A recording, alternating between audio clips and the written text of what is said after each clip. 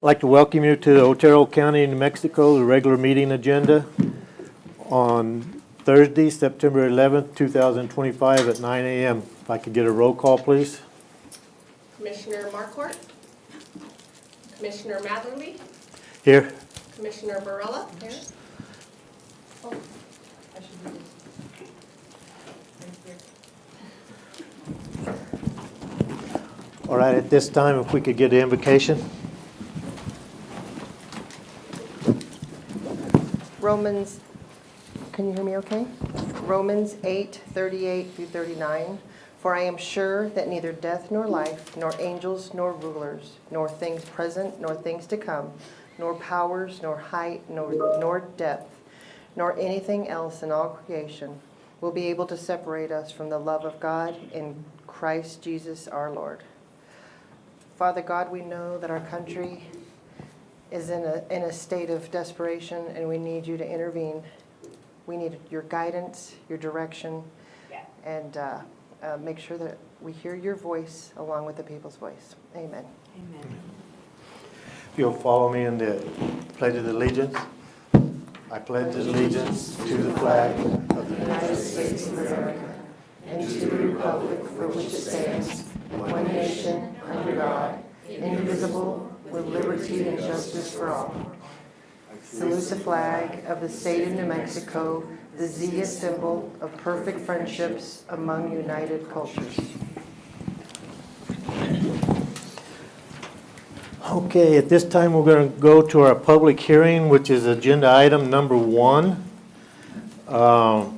Discuss and hear public comment, consider approval on whether the alcoholic beverage control should approve or disapprove the proposed issuance of liquor license application number BLA 00005720 Stone Edge Enterprise LLC.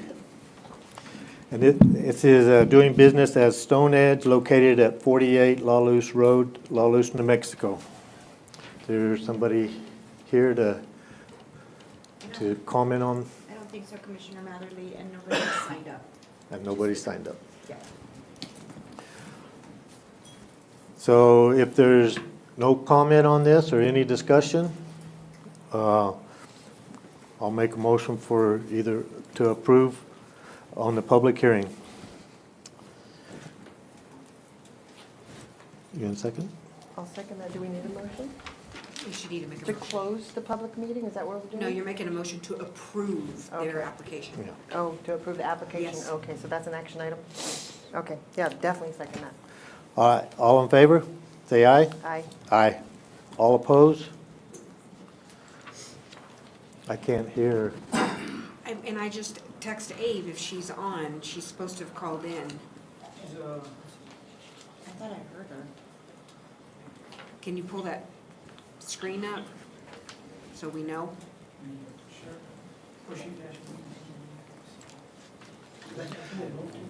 Commissioner Marquardt is in Albuquerque at the State Fair representing Otero County. She's supposed to be online, so she'll be in on the meeting.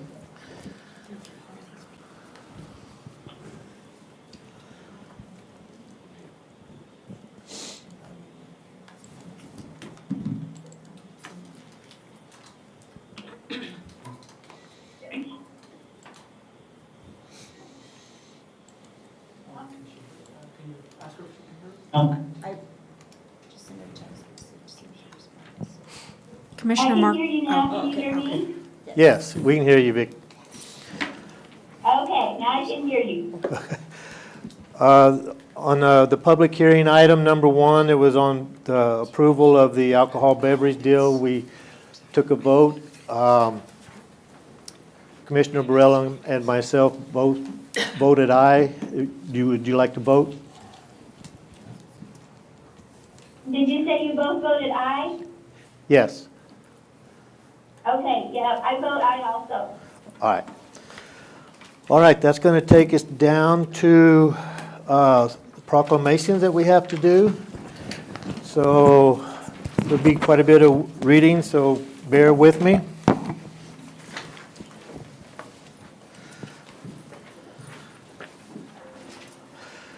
First proclamation will be for Sergeant Willie N. Estrada.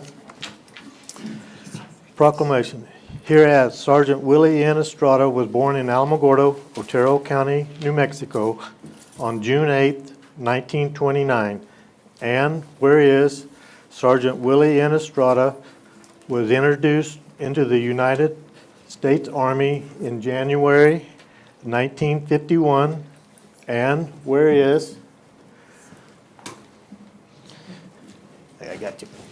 And whereas Sergeant Willie N. Estrada served in the 10th Battalion, 45th Infantry Division, and whereas Sergeant Willie N. Estrada was killed in action on 22nd of September 1952 near Bangor, Korea, and whereas Sergeant Willie N. Estrada is the only recipient of the Distinguished Service Cross from Otero County.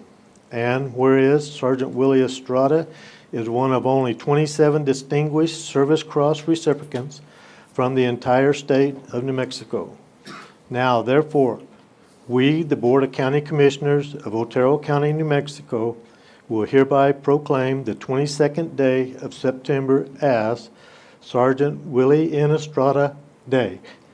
And we urge all the citizens to recognize and participate in this observance. We want to thank you very much for coming and representing. And here's a proclamation. I can go with you for that. Picture of the three of you. Can you? Yeah.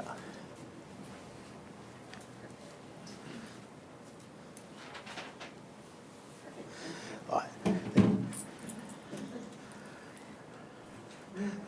Thank you.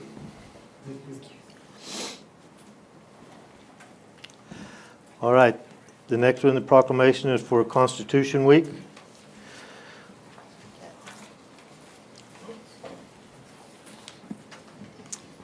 Nice to see you. Yeah, there you go, perfect.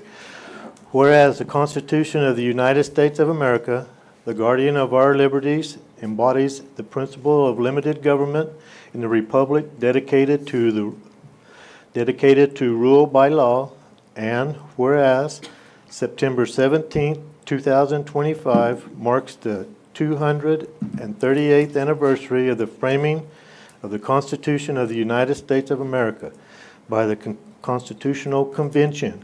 And whereas it is fitting and proper to accord official recognition to this magnificent document and its memorial anniversary, and to the patriotic celebrations which will commemorate it.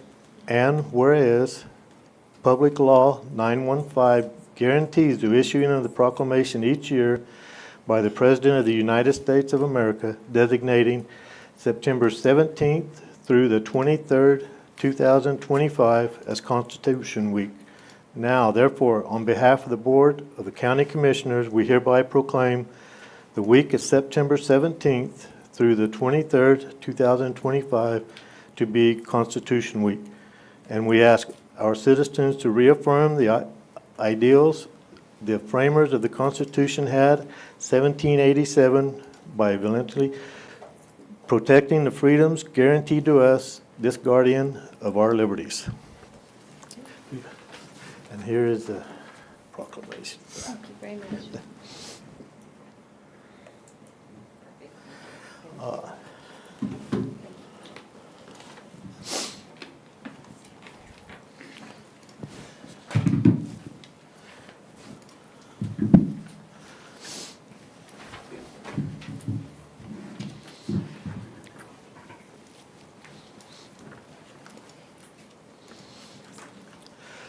It's a proclamation honoring the unclaimed veterans.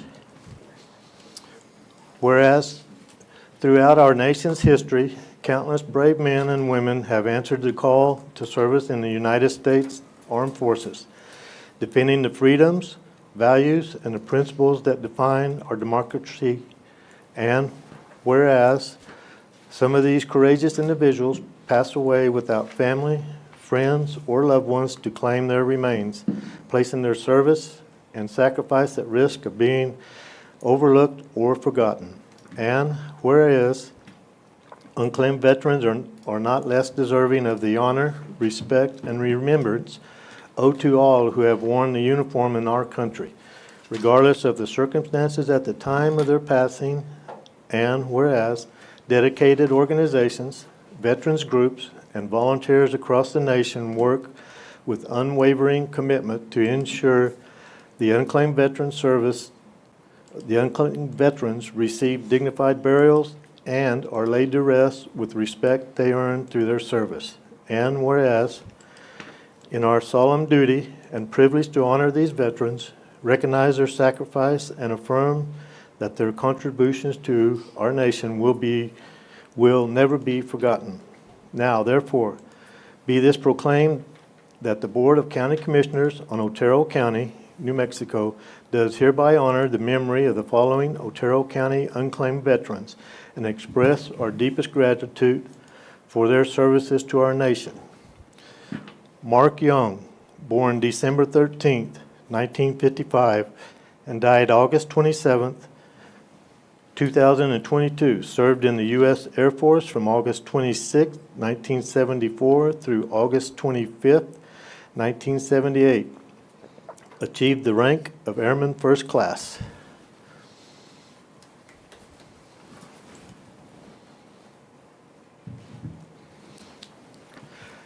Elmer Ray Miller, born January 23, 1956, and died September 4th, 2022. Served in the U.S. Navy from July 26, 1973 through September 4th, 1973, and achieved the rank of Seaman Recruit.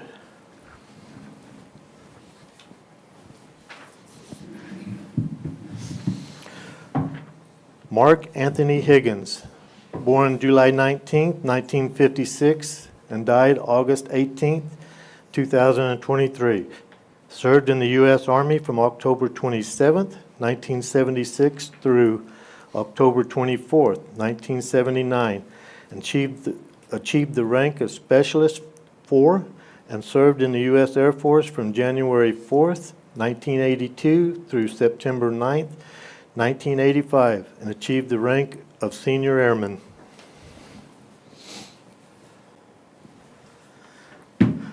Let this be known that Otero County stands in solemn remembrance and enduring respect for these forgotten heroes and calls upon all citizens to join us in honoring their lives, their service, and their legacy. The community is invited to join us at the Santa Fe National Cemetery, 501 North Guadalupe Street, Santa Fe, New Mexico, 87501, on Wednesday, September 18th at 11 a.m. for this year's Forgotten Heroes Burial Ceremony, as we come together to pay tribute to New Mexico's 38 forgotten heroes who served our nation with honor, courage, and sacrifice. This be proclaimed during our regular meeting of the Board of County Commissioners of Otero County, New Mexico, on the 11th day of September, 2025.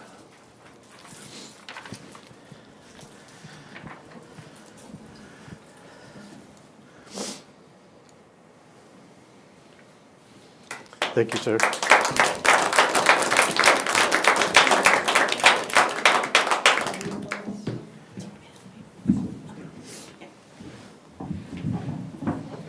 Oh, one more.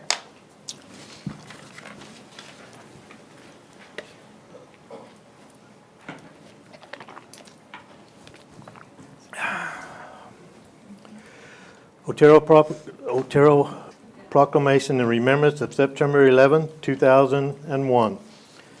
Whereas on September 11, 2001, our nation was struck by a tragic act of terror that claimed the lives of thousands of innocent civilians, including first responders who courageously ran toward danger, sacrificing their own lives to save others. And whereas the events of the day forever changed our nation, leaving an indelible mark in the hearts and minds of all Americans, inspiring acts of heroism, selflessness, and unity across the communities. And whereas the memory of those who perished reminds us of the prestigious of life, the strength of human spirit, and the enduring importance of coming together in the face of our adversity. And whereas in the days, months, and years that followed, Americans demonstrated extraordinary reliance, compassion, supporting one another, honoring the fallen, and recommitting the values of freedom, justice, and community. And whereas the citizens of Otero County honor the bravery and sacrifices of first responders, remember the lives lost, and reflect upon the values of freedom, reliance, and compassion that continue to guide our communities.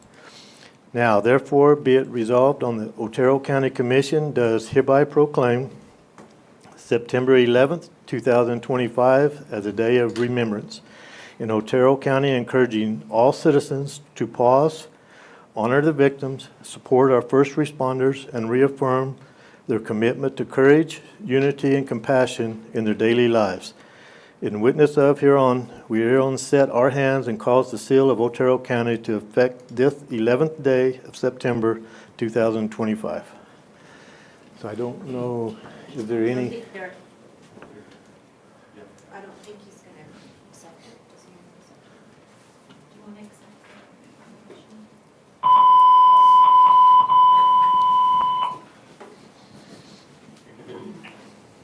Attention all units, stand by for a special broadcast.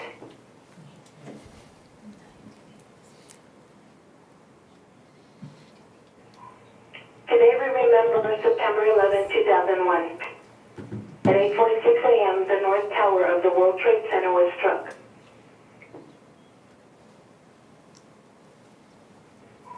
At 9:03, the south tower was struck.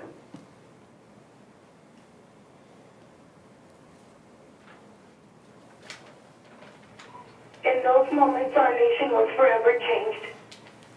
That day, nearly 3,000 innocent lives were taken.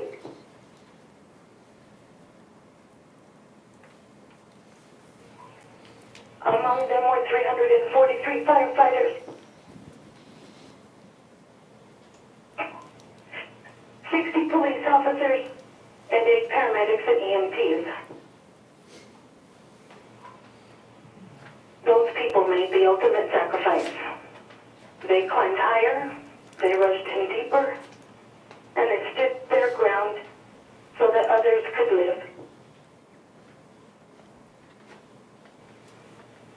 Their courage and sacrifice will never be forgotten.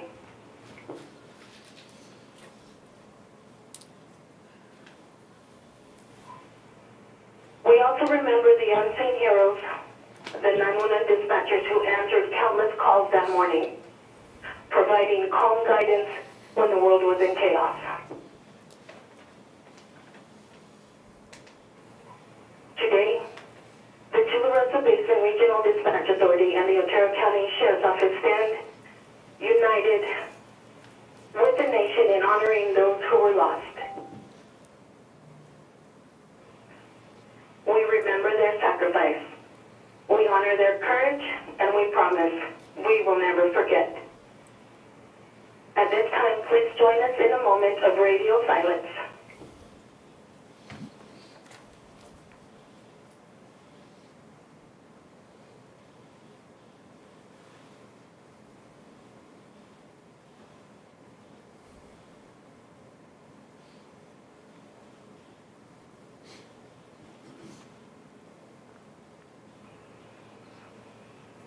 All units may resume normal traffic. Dispatch is clear at 9:18.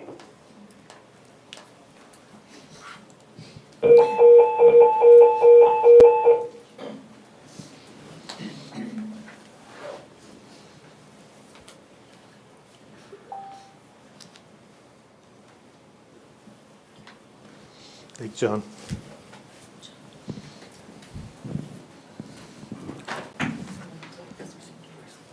Yeah.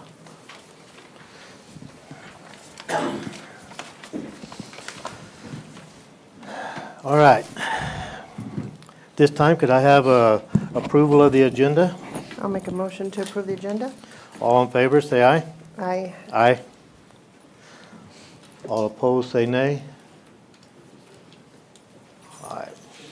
At this time, I'm also going to announce that on item 15 and 16, due to the size of the agenda and the meetings that we have afterwards, we're going to limit the discussion to 20 minutes. So at this time also, we have item 14 and item 12 to be pulled off the agenda. And I'll read the other items. Consent Agenda 2, request approval of accounts payable list BL number 05, 06, 07, and 08. Item 3, request approval of resolution number 09-11-25/114-11, budget adjustments for September of 2025. Number 4, request approval of resolution number 09-11-25/114-16, granting the county manager, Pamela Heltner, authority to accept a land donation for the future Chaparral Public Safety Complex. Number 5, request approval to award bid 26-001, vehicle maintenance as a multi-award contract to Alamo Tire Company, Fiero Tire Service, Herman and Sons, Master Tune, and Lube, and Casa Ford Lincoln Las Cruces, Newdorf Enterprises, and Moore's Auto Sale. Number 6, request approval of healthcare assistance claims and deposition claims for September 2025. Number 7, approval of July 22nd, 2025 regular meeting minutes. Number 8, request approval and authorization for Otero County to participate in the Purdue, Parma, and Sackler Family National Opioid Settlement Agreement and accept settlement funds and approval of the bankruptcy plan.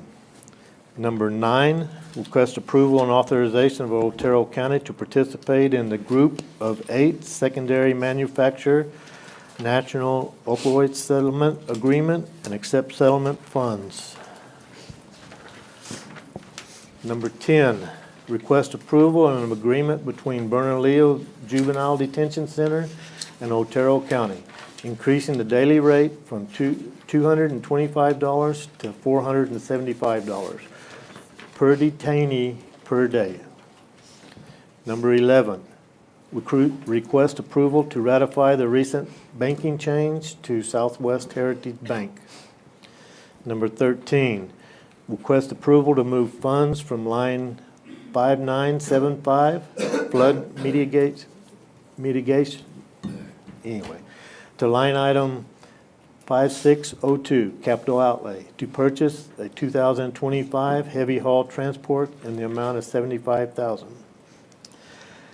I'll make a motion to accept the consent agenda. I'll second that. All in favor? Aye. Aye. All opposed? I guess. Okay. Since you pulled number 12, I'll let you go ahead and discuss that. Did you know? James coming? I tried to call James. He didn't answer. So called I his office just, and his the only, cell. Oh, Ricardo's, Ricardo. Oh, okay. oh. okay. Ricardo's here.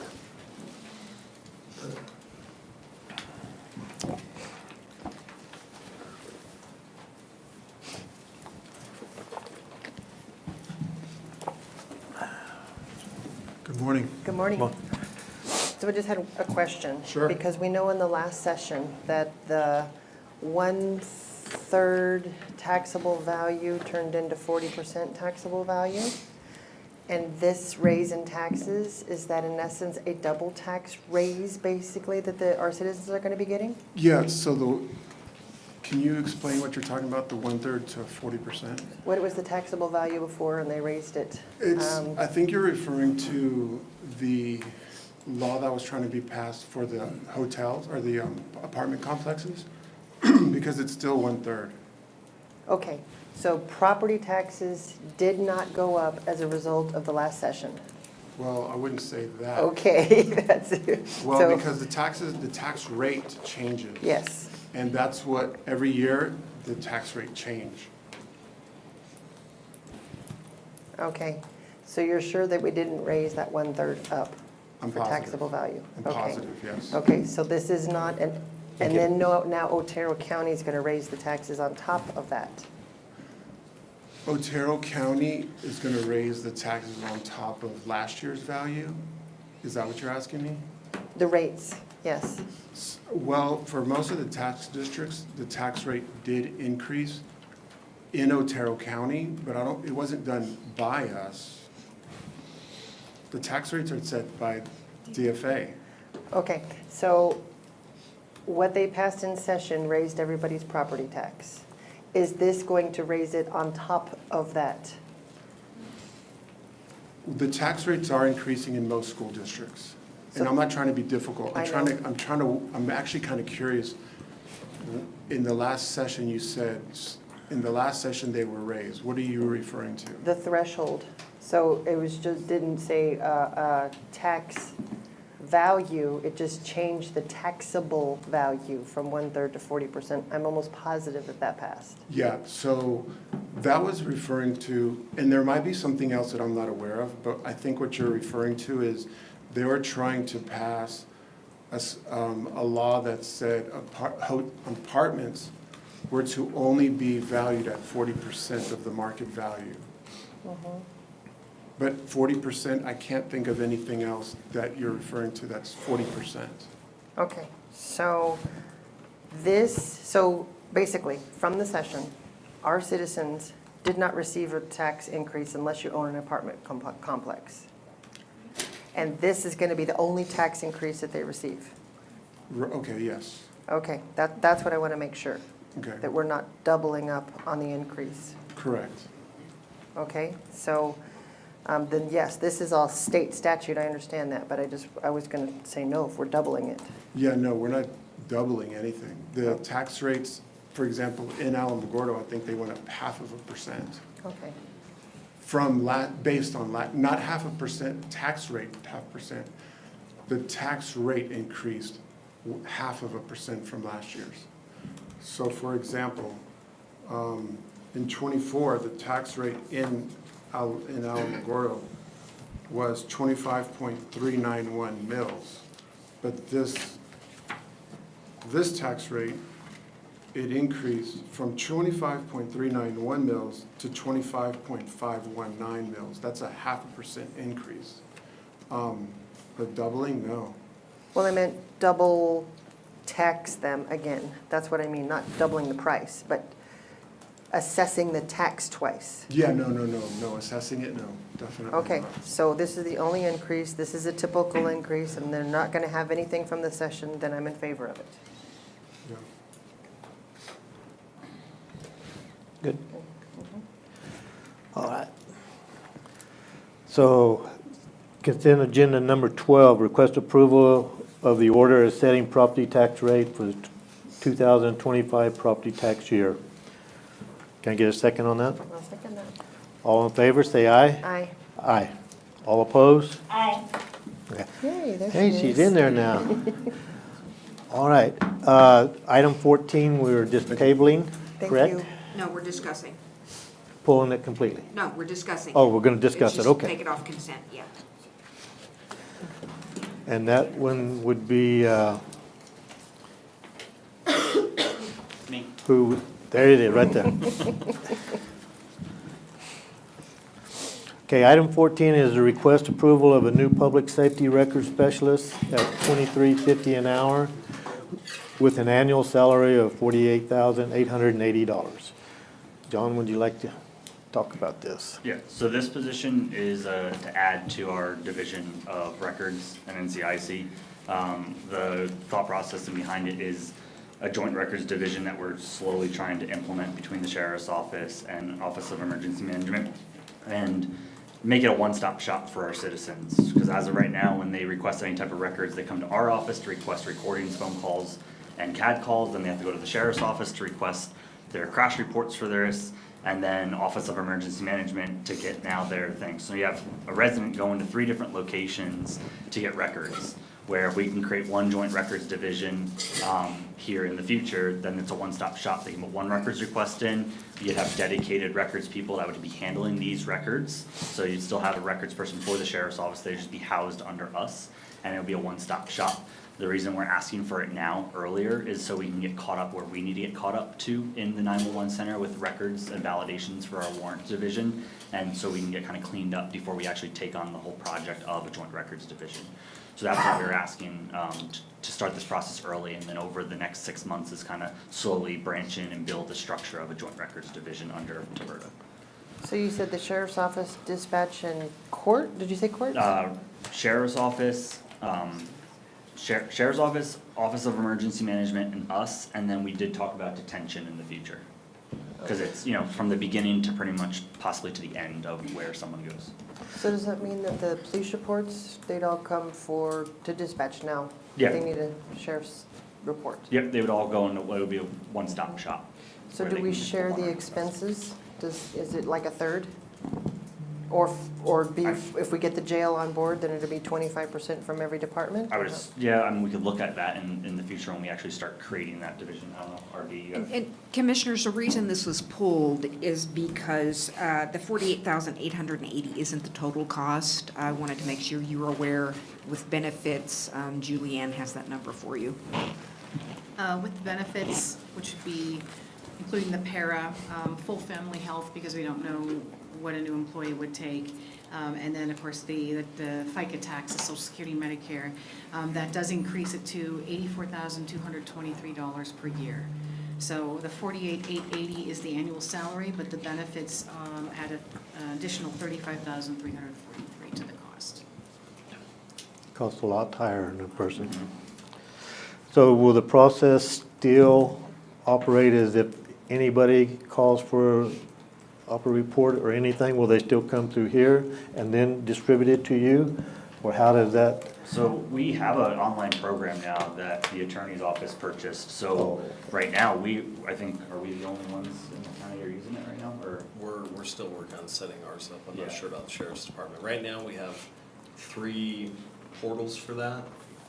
If we get to where this plan would take us, then we would only be paying for 2 portals with the software, so there would be savings there.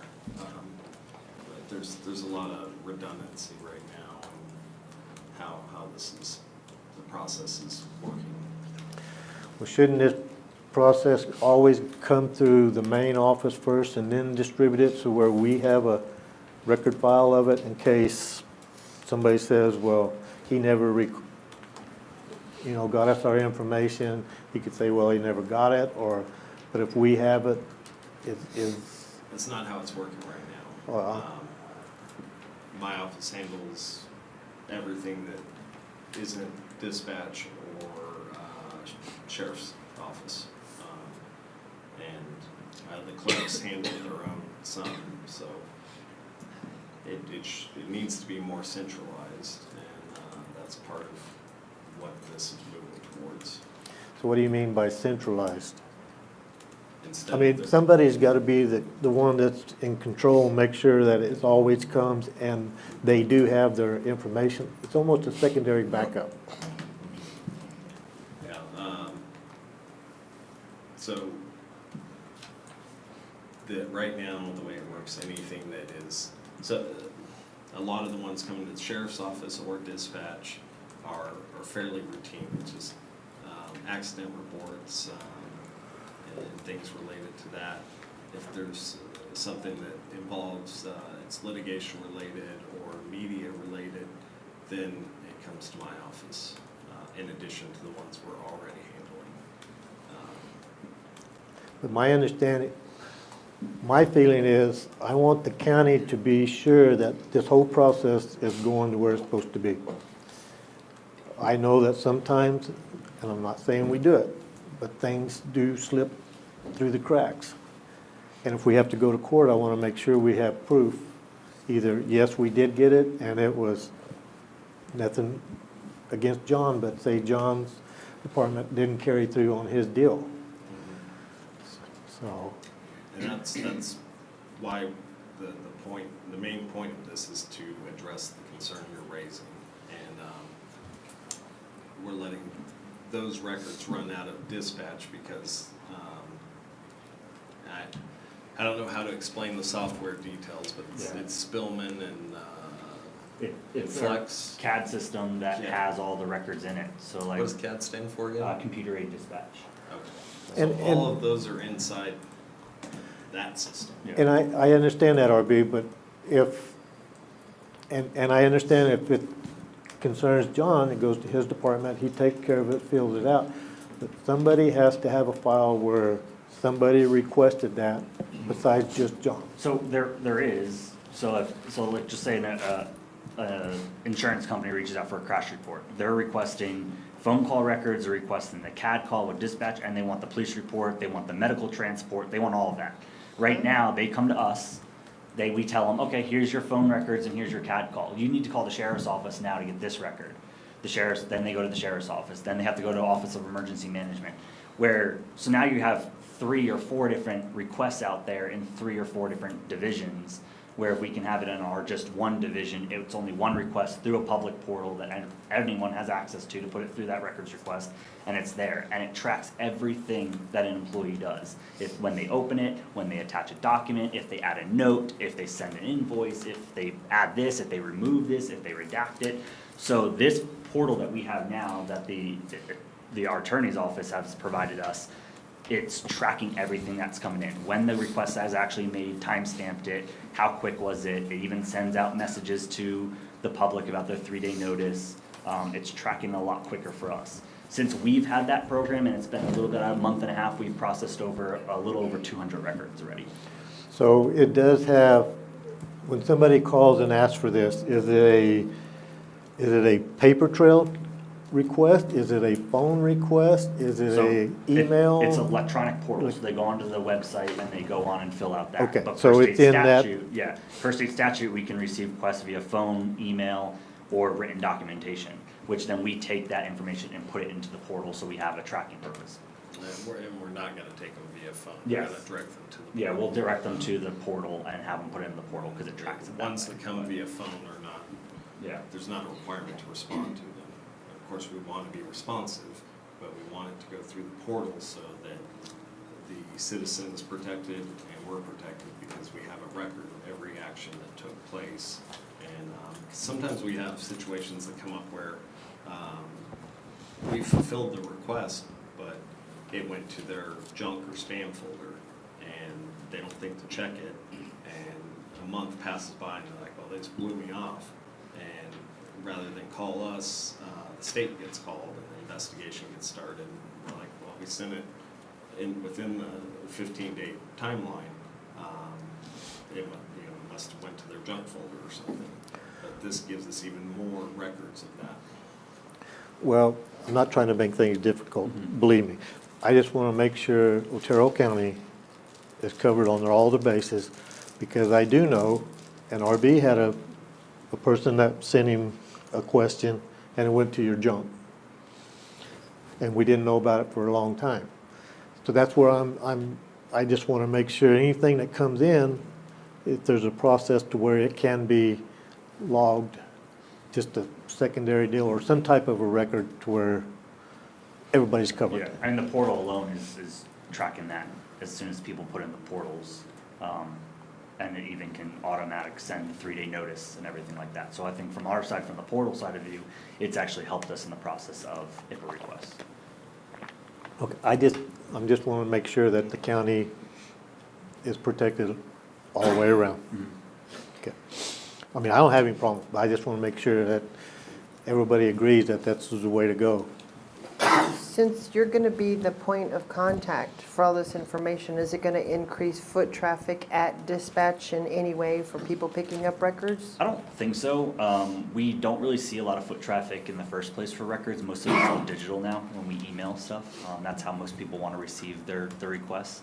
So I think it actually keep it still pretty down.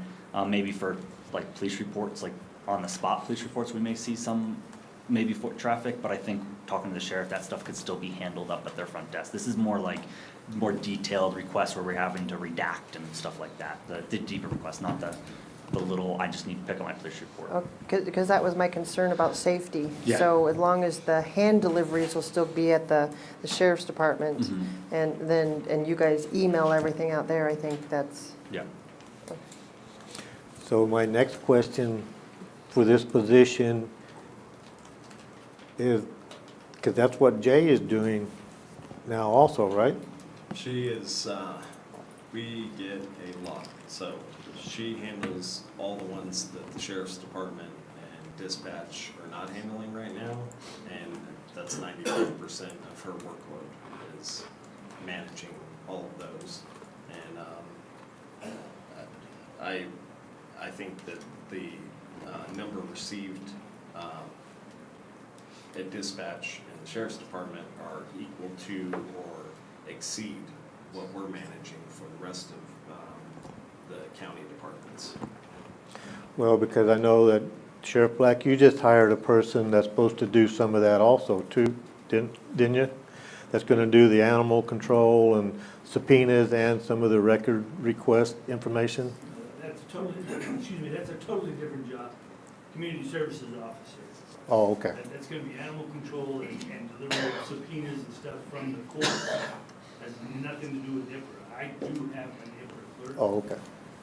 That's her entire job. That's all she does all day long is process subpoenas and then works with Jay really, really well to, again, any IPRA requests from attorneys in law firms, media, stuff like that. Trish and Jay work together on that. Trish will supply it to Jay, Jay sends it out to the request. Well, I just didn't want to hire and have, now we got an overabundance of record request people, so. I mean, I don't have a problem with it, I just want to make sure. I don't have a problem with it. No, I'll make a motion to accept approval for the new public safety record specialist at $23.50 an hour with an annual salary of $48,880 plus benefits. I'll second. All in favor, say aye. Aye. Aye. All opposed? Okay. All right. So you can tell it's been a little while since I've done this. So I did skip our department report, so we'll jump back to them real quick right now. Sheriff Black. I apologize for that. Long meeting, and usually try to get it done. So. Good morning, Commissioners. David Black, Otero County Sheriff. For August, Sheriff's Office responded to 2,247 calls for service. Averages about 75 calls a day. We had generated 256 investigative reports, conducted 53 traffic crash investigations, resulted in 68 arrests.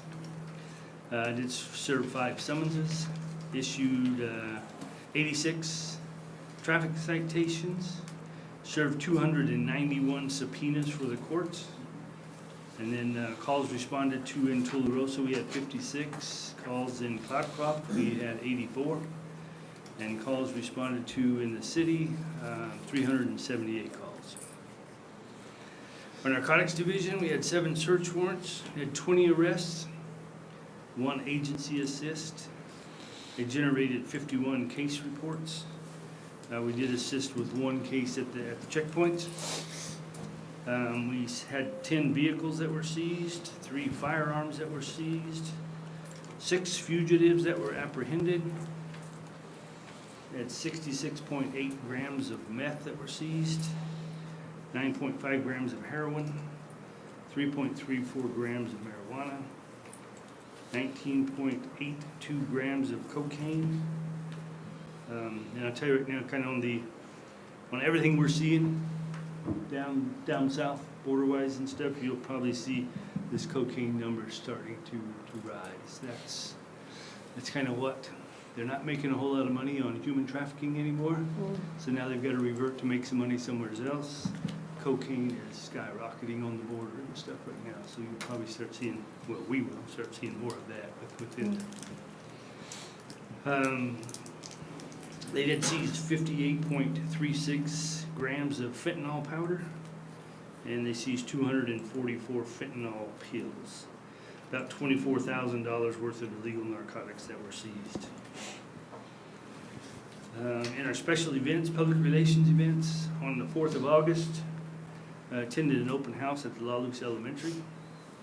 August 9th, we held a assessment for new applicants. Out of that, we've got 2 that are in the background phase right now. August 26th through the 28th, we started our fall DARE program. We have DARE officers teaching at La Luz Elementary, Holloman Elementary, Sunrise Elementary, Yucca Heights Elementary, and Cloudcroft Elementary. I will tell you, today I have several deputies. We're kind of scattered around the county right now on some 911 memorial ceremonies. We got one in Chaparral, and we got 2 here in the Alamogordo area that will be attending later on today. In our training, again, most of the deputies have completed several of the mandated training that is done on local GovU. Kind of pressing this, make sure that this gets done, as December 31st is our deadline. This is our 2nd year of our training cycle. They've got to have this stuff done to keep their commission current. So we're really pushing on this. And I'm really pushing on it because I tell them December is not the time for training. December is time to be with family. So I've just been pushing it real hard to get it done right now so we don't have to fool with it later on. I don't want anybody to have to try to be making something up after December 31st. We did move some people around. I had one deputy that was assigned to the courthouse, and he is currently in training, courthouse security training in Raton right now. And I do have 2 deputies that are currently in South Carolina. They are attending an interdiction conference. Talked with them yesterday. Lots of great information, networking, and stuff out there. So they're doing really well with that. In our manning, I currently have 3 vacant positions. I have 3 candidates in the background phase. I did have a community services officer resign first part of August. His replacement is about halfway through the background phase. Hopefully by the end of the month, we'll have him on board. I did receive 1 application for that temporary IT position. That was the only position that we have, so we have now started him in the background phase. We'll hopefully get him on board pretty soon, where he can start working with John, shadowing John and stuff, and learning all the stuff that he's going to need to know. We did pick up 5 new Tahoes from Los Lunas. We've got about half of the emergency equipment in. We got lights and all that stuff. We're waiting on all the metal products as far as the partitions and stuff like that. So as soon as those arrive, we'll get those, all that equipment installed, hopefully get those in patrol rotation. And that's all I got, unless you got questions. I have just I haven't got any calls lately, so maybe it's settling down, but the shooting down south of town on Old El Paso for the private land and into the BLM, you were going to do a little research on that, or? We have not been able to identify or contact the owner of that section of private property. We have tried and tried and tried. We have not been able to get a hold of anybody. I think Okay. that's going to be our biggest hang up. We need to talk with them. Jake Bowles seems to have communication with him. Next time I see him, I'll ask him to.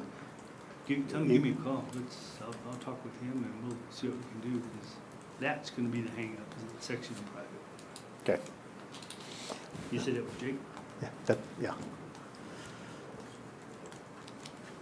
That's all I have. Nope, that's all I have. All right. Thank you, Sheriff Black. Thank you.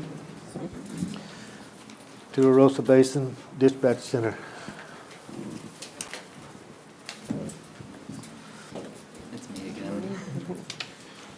Good morning, John Barney, 911 Director.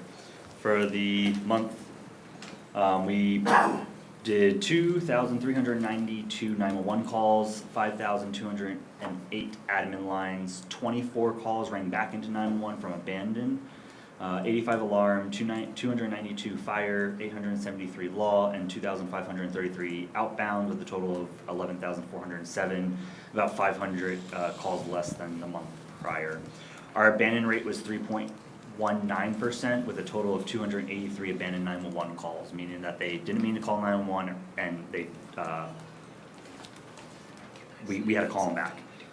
Since we've taken over the reservation, we are seeing a lot more 911 calls come from the tribal land, and a lot of them are coming from the Inn of the Mountain Gods, of a lot of 911 hangups. So that we've seen. Busiest month swapped. The month prior was all afternoon busyness. This month was all morning, so 11 a.m., 10 a.m., and 3 p.m. were our busiest times. Staffing, we have 5 positions open. We have 2 in backgrounds currently, and we are conducting interviews this afternoon for some communication officer positions. We did attend Holloman Air Force Base Community Connection Day. It was really hot out there, and a storm blew in, so we all had to run away really quick. But it was good to meet some of the people, and I think we got some more connections for our National Night Out on October 14th, which I think Under Sheriff Raul Robles and Sheriff Black were super excited to have that. I think it's gonna be a really fun event for the community. So that's the 14th at 4:30 to 8:30, and we're planning to have a demonstration for the families to see what it looks like for a motor vehicle accident. The helicopter's gonna be there, they're gonna land, and they're gonna take off.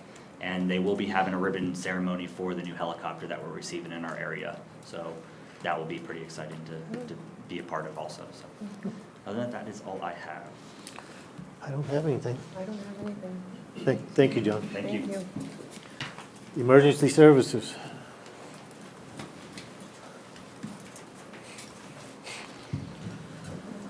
Good morning, Commissioners. Matt Clark, Emergency Services Director. Cody, you might as well come on up. You know what that means. Cody Walsall, Field Enforcement Supervisor. So for the month of August, our numbers are low, and a lot of that is due to our NIFRS reporting system is being replaced by NERIS, and our mandatory EMS programs that we use don't report to NERIS. So we're waiting for that, and NERIS right now, no one's been trained on, so it's hard for me to get numbers out of that program. So I'm still working on trying to figure out how to get better numbers. But right now, the volunteers responded to 82 medical calls, 19 that ended up non-emergent. In other words, they didn't find an emergency where they responded to. 11 fires, 2 rescues, and 6 calls for public service for 120 calls total. Code enforcement addressed 21 solid waste, 8 illegal dumpings, 8 trash pickups where residents or someone notified us that there was illegal dumping. We went through it, couldn't find anything, so we threw it in the back of the trucks and took it to the community, to the convenience center. We responded to 17 fire calls, rescues, and 11 EMS calls out of our office. We did a fire inspection at La Luz Elementary. We're waiting to get into High Rolls Elementary to get that fire inspection completed, and we've done 1 commercial fire inspection. The slash pit, we had 190 loads come in, 4 loads go out. Year to date, 1,142 loads of slash have come in, and 44 loads have come out. So residents are really cleaning up, and we're excited about that. With that, we received our air burner. We'll be setting up training over the next week or 2 so that we can help reduce the size of the slash pit, because it is, this year with everyone bringing everything in, there's a lot in there.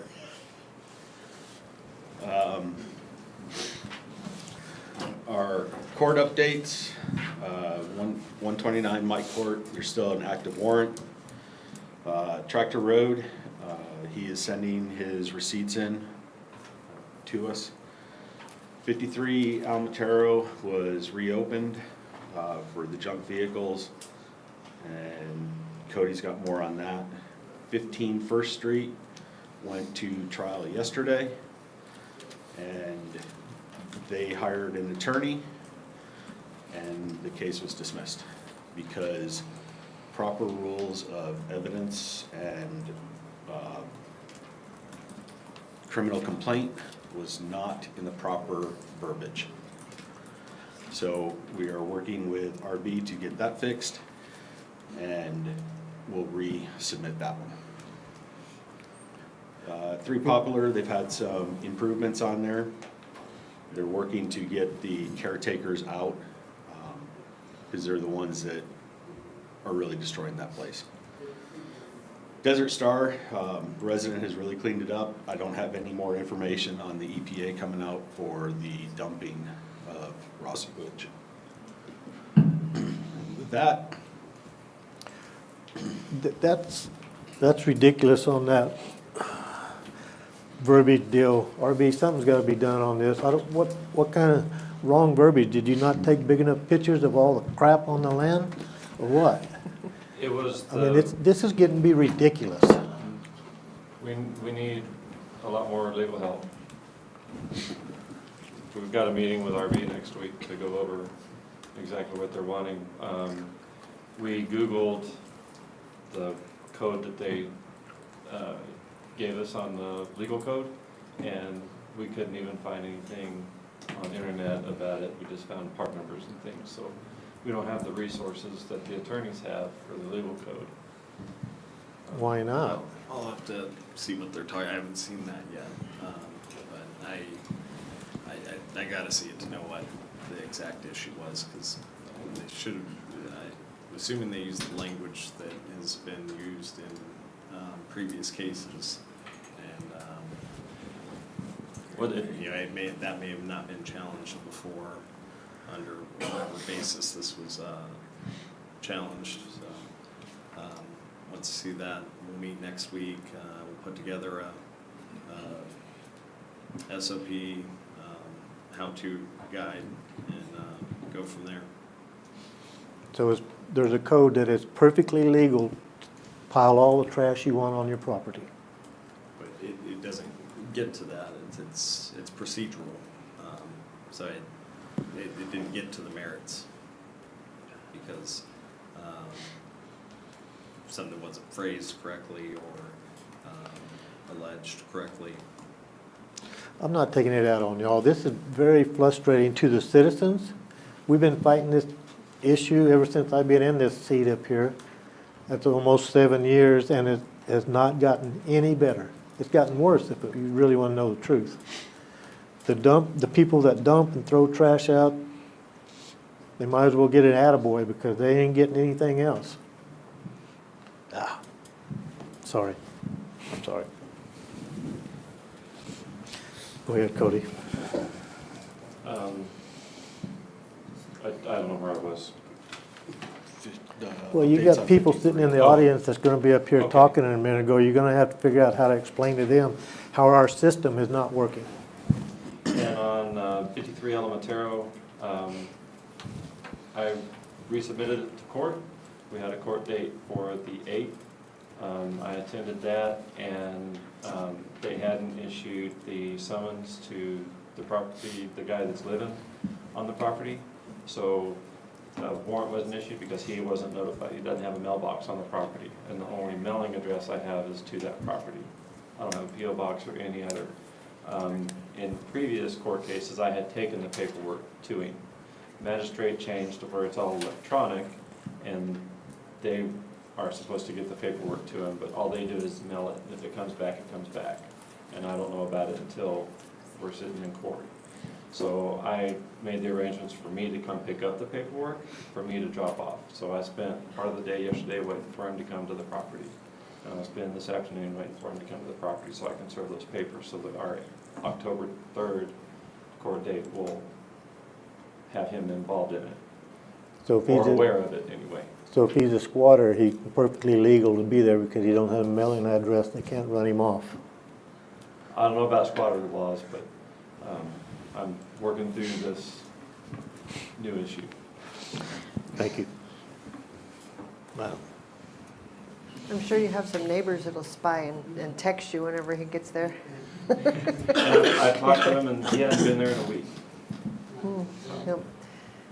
I don't have anything new because you guys have been addressing everything like within a few hours, if not 24 hours.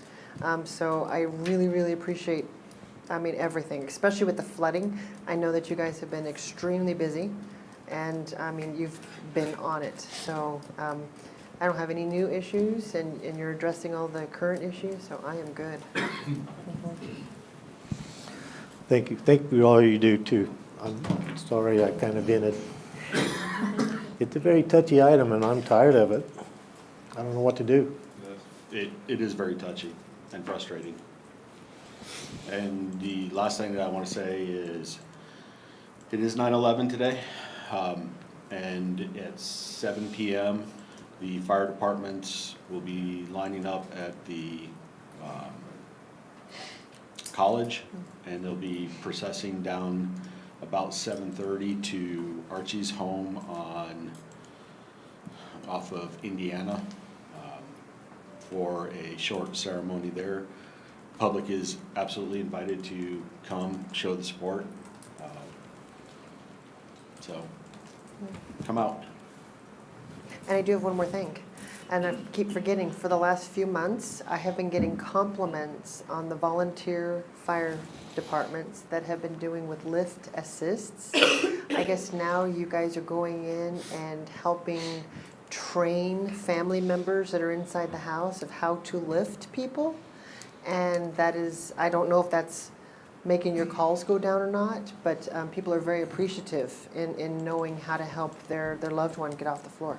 So that, and I've received multiple, not just one, but over the last couple of months, and I keep forgetting to mention it. I will pass that on to the district chiefs. Thank you. And we have 500 new volunteers this month? That would be nice. I was out at Holloman's Community Day, and I did get a couple people come up, show some interest, so hopefully, and then at the fair next week, hopefully we get a few more. Good. Okay. Thank you. Thank you. Road Department.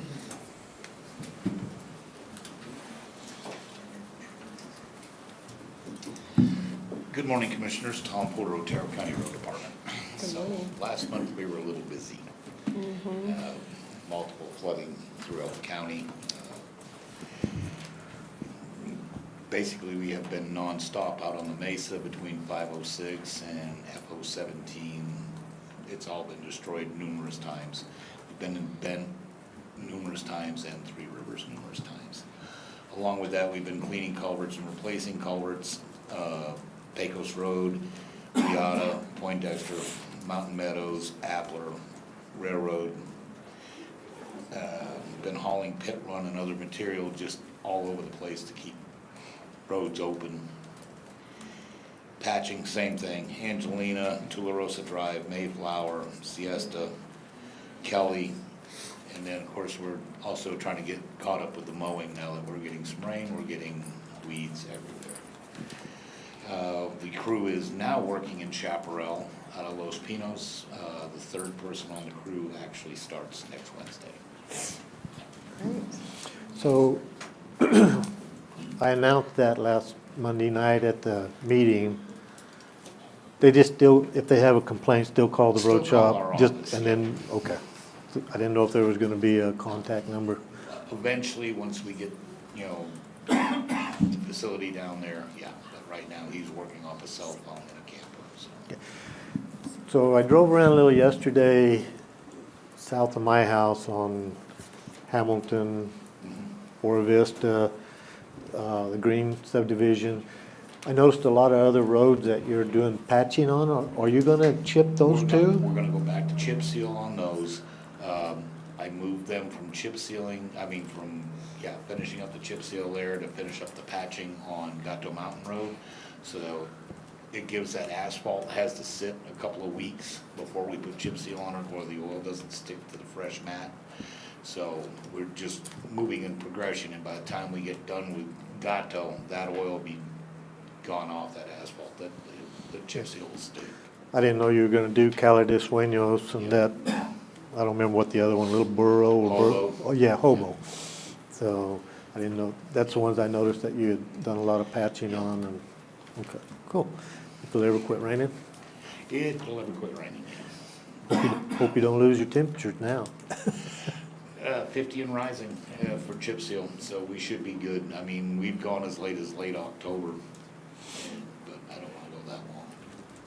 Okay, cool, that's all I have.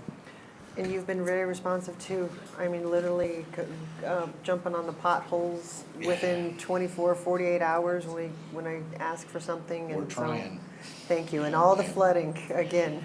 and we're almost up to a full crew, Yay. other than mechanics. Those are hard to find. Yeah.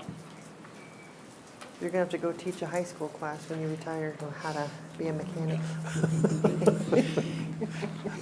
All right, thank you, Tom. Thank you.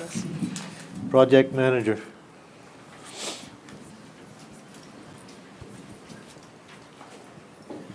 Morning, Commissioners. Trent Parker, Project Manager.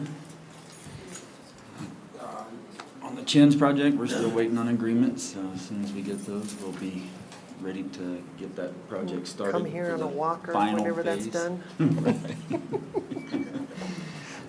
The Flickinger Center wall repairs, we did receive the stamped engineered drawings and bid documents back, so I'm working with Wendy right now to get the RFP out for that so that we can put it out for bid and get to repairing the back walls of the Flickinger. And this week I reached out to the new director just to make sure they were aware of the project and to get a schedule of their showings and everything, just to work with them real good on it so that we don't disrupt operations over there. Alamo West Fire and Rescue, the contractor had a few issues with the footings. That's being corrected, but they're scheduled to get those formed by the end of the week, and will be scheduled for inspections and concrete next week to get those pads done. And the tanks are now on a solid schedule to be delivered mid-October, so we should be wrapping that project up by the first part of November. Same with Bulls Acres. Bulls Acres was actually formed this week, and they have their inspections called in, and they'll be placing concrete on that one next week as well. The Otero County District Courthouse, continuing to work with the contractor and the architect to value engineer and try to find more cost savings. The contractor came in about $8 million over budget, and so we've worked ways of cutting out about $6 million of that. We got 3 more to go, so we're actually reaching out, and RB's working with me on it to the landowners to try to ask for some variances on some of the covenants, which will drastically give us some good cuts. But and their initial contact with them that RB had was they're willing to work with us. So I think we can get it in budget. It's just taking a little bit of time to do.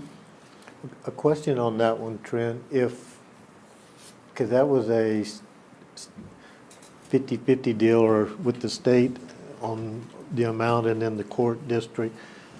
If we went over on something like that, will the state, I mean, if we have to pay another part of the half, will they pay? That's a, I wouldn't count on it. Yeah, and it would need to be something that needed to be explored. Like we don't have anything in place that addresses that right now. So that's something we're looking at. And a lot of this is the contractor's initial numbers. So there's a lot of speculation in that, and especially towards tariffs and stuff like that. They're still trying to make sure they cover themselves throughout construction. And so a lot of that stuff is being sharpened up and scaled back a little bit. For example, they had 6% contingency dialed in. 6% on a $30 million project's a lot of money, so it's a little high for any unforeseens on new construction. If it was a remodel, or if we were going into somewhere where there might be a lot of unforeseens, I could see the contingency being a little higher, but we did get them to scale that back, which cut a few $1 million out of the project. Cool. And next is the Twin Forks and Bent flood improvements. The planning and study are now complete. We signed the task order to start the design on the Twin Forks one. And so we've got a meeting, me and Tom, this afternoon with the engineers to get that kicked off and make sure that they're going in the direction that is needed for the issues. The Railroad Avenue Bridge, the engineers are actively working on designs for that. The Otero County Health Clinic repairs, contractor started them this month. They went in and demoed all the old rotted stuff out and replaced it and have the new EVIS in place and color coat. They're pretty much wrapped up on that. We should be by the end of the week complete with that project. That one went pretty smooth and fast. Yes, it did, for government standards. Another one that went really good was the Weed Volunteer Fire Department, the insurance repairs where somebody struck the wall. They're wrapping that up today. About the only thing they're missing is the signage for the bathrooms and stuff like that. So we should be closing that one out and doing a final walk next week sometime. We don't have any current demo projects. The shooting range improvements grant that was received, finalizing the scope of work on that so that, and working with Wendy so that we can put that one out for bid as well. Chaparral Law Enforcement Facility, we're still waiting on agreements for that. And then working with the sheriff and Tom and Matt to see if we can maybe move forward with at least the design part so that that portion can be done ahead of time. Cloud Country West and Upper Cox pump houses, those were completed this month. I was waiting on the overhead doors, but right before the meeting, I got a phone call that those doors will be installed on Monday. So then I'll get the department to move the pumps into the building so that the plumbers can go in and do their final finishes on and to wrap those projects up. The animal shelter renovation and canopy, the canopy is complete and it's turned out really nice. I'm very pleased with how that went. And they've started in on the kennel repairs, which by the end of this week, they'll have 16 of those completely repaired and replaced. And they'll be moving forward next week with another 16 of them. So it's worked out pretty well. And the EOC generator and UPS, we did get the purchase orders for those, and those are ordered. So now I'll just be waiting on the lead times for those to come in so that we can get them installed. And then a few other little projects that working to start is adding some air conditioning units and doing some building repairs to the Oro Grande fire station. And the Jackrabbits Flat Station 2, I'm working with the station chief out there to, they're wanting to put in a water well and some storage tanks out there for that project. One other thing that I've been working on is working with Wendy. We're going to put out an RFP for a multi-award on-call general contractor. I'm really super stoked about this. That way we can get contractors on our on-call, which really streamlines being able to get projects done in a timely manner. What does that mean? So now what is it? On-call means if you need something done, you can get it done now because we've approved their bid already. Right. For just repairs and maintenance? No, for flat out new construction, anything, up to a certain dollar amount. Anything over 60,000 we have to put out for competitive bid anyways. But a lot of these smaller projects, you got to go get 3 prices. So every time you're waiting on contractors to give you a price, and you waste a lot of time doing that. Where with an on-call, we've got set unit pricings and labor prices and all that stuff. And so we can just call them up, this is what we need, let's get it done. That's great. Thank you. So, happy Yeah, about that one. The only thing that would change on that is whatever the materials cost for, that would be the unknown on that one. But they'll bring you tickets and Mhm. stuff. Well, we still negotiate a price before we sign a contract, but, Yeah, you know, you can bring if 'em stuff in. looks a little heavy, I'm usually pretty aware of that. Yeah, great. Thank you. That's exciting. Well, thank you. Okay. Thank you, Trent. Forest Service. You forgot detention center. Oh, wait a minute, I'm sorry. Detention Center. Boy, I'm full of mistakes today, aren't I? Keeping tabs on you. Good morning. Good morning. Rachel Lavelle, Deputy Director for the Otero County Detention Center. For August 2025, our average daily population was 166. Our total population today is 153. Our in-house population is 133. 102 males, 31 females, 3 housed in Otero Prison, 6 are out on a treatment furlough, 3 are out of county courts, 3 are out on furlough, and 1 is in Lincoln County. Our total juveniles are 4, 2 in Diana and 2 in Lee County. For video courts, we had 70 municipal courts, 165 magistrate court, 110 district court, and 11 out-of-county courts. For in-person courts, we had 20 magistrate courts, 19 district courts. For full-time vacancy, we have 10 full-time officer vacancies and 1 full-time office specialist vacancy. On the 17th of this month, we will have interviews for 2 detention officers and 2 office specialists. For training, we've been doing CPR and first aid training, and we have also been doing the PREA training. 9 males were transported to Central New Mexico Corrections Facility in Los Lunas, New Mexico. 1 female was transported to Northwest New Mexico Women's Correctional Center in Grants. The employee of the month for August of 2025 is registered nurse Brandy Penwell. The facility staff are still intercepting contraband and legal mail. The facility has been onboarding with Benchmark, Lexipol, and the National Institute of Jail Operations for our policy and procedures. And the portable metal detector has arrived, and we will be conducting training on October 7th.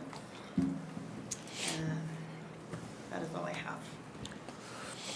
How is the responsiveness of the attorneys now that they're made aware that there's kind of impersonations through our legal mail with getting the drugs in?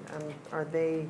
They've been made aware of it, and they have let us know that they are conducting their, well, not conducting, but they do their own little, like, scan. They do their own little mail label to indicate that it comes from them.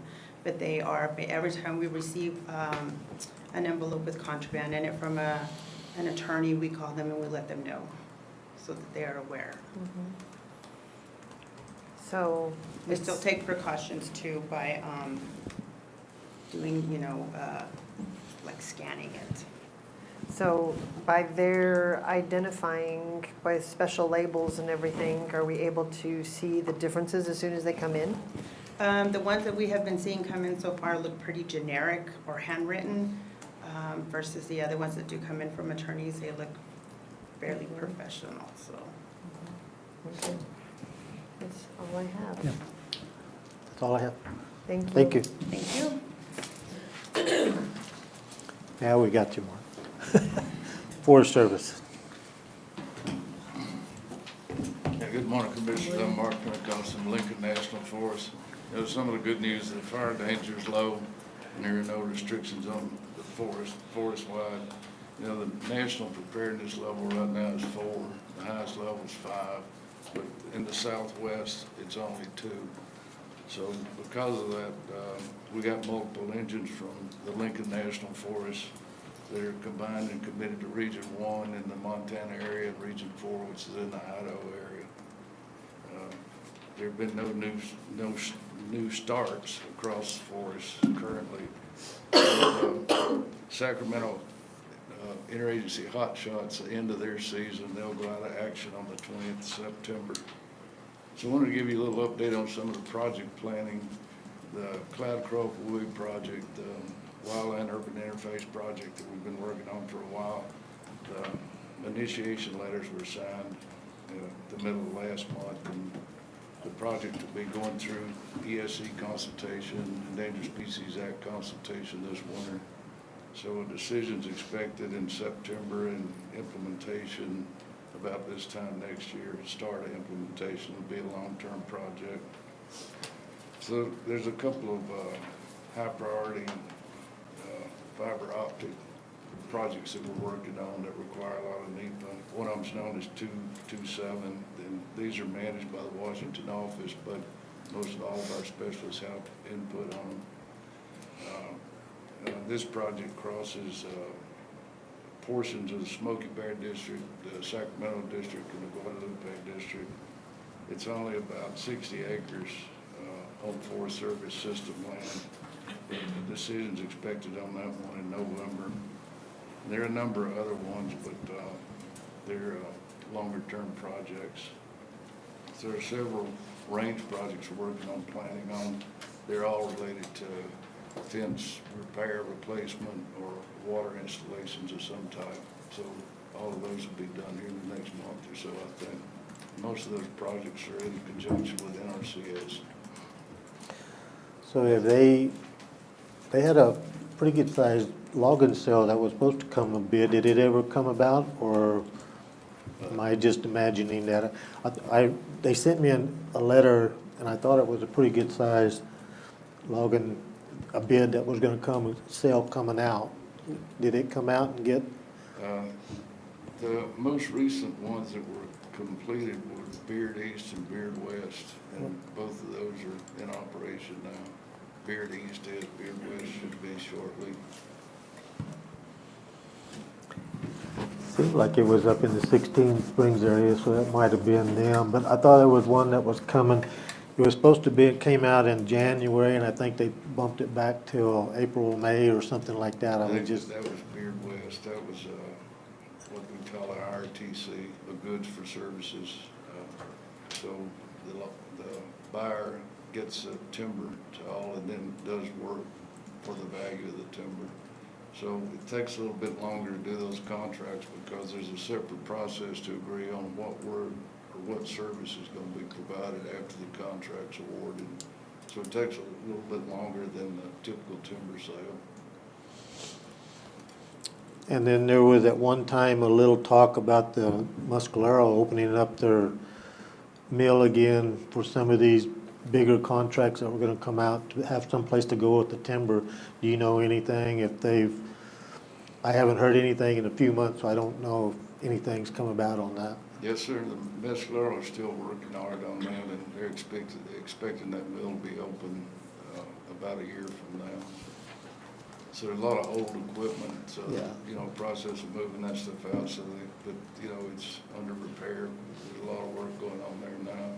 We're also working with Mescalero on cone collection, so we got local seed sources to replant trees, and other contracts that relate to restoration, forest replanting, basically.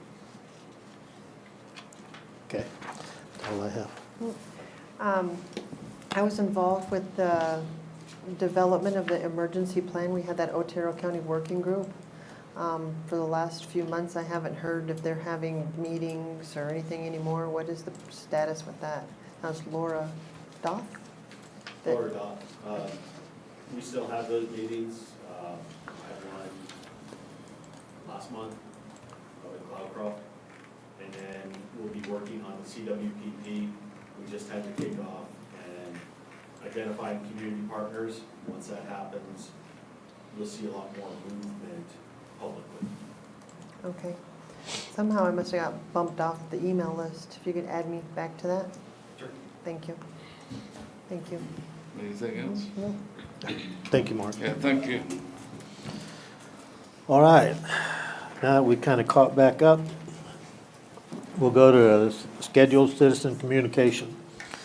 Number 15, Reinhardt Sherman would like to discuss the legal activity of the OHVs on county roads and in the national forest. Mark, you want to stay here unless you got a comment on that? I will.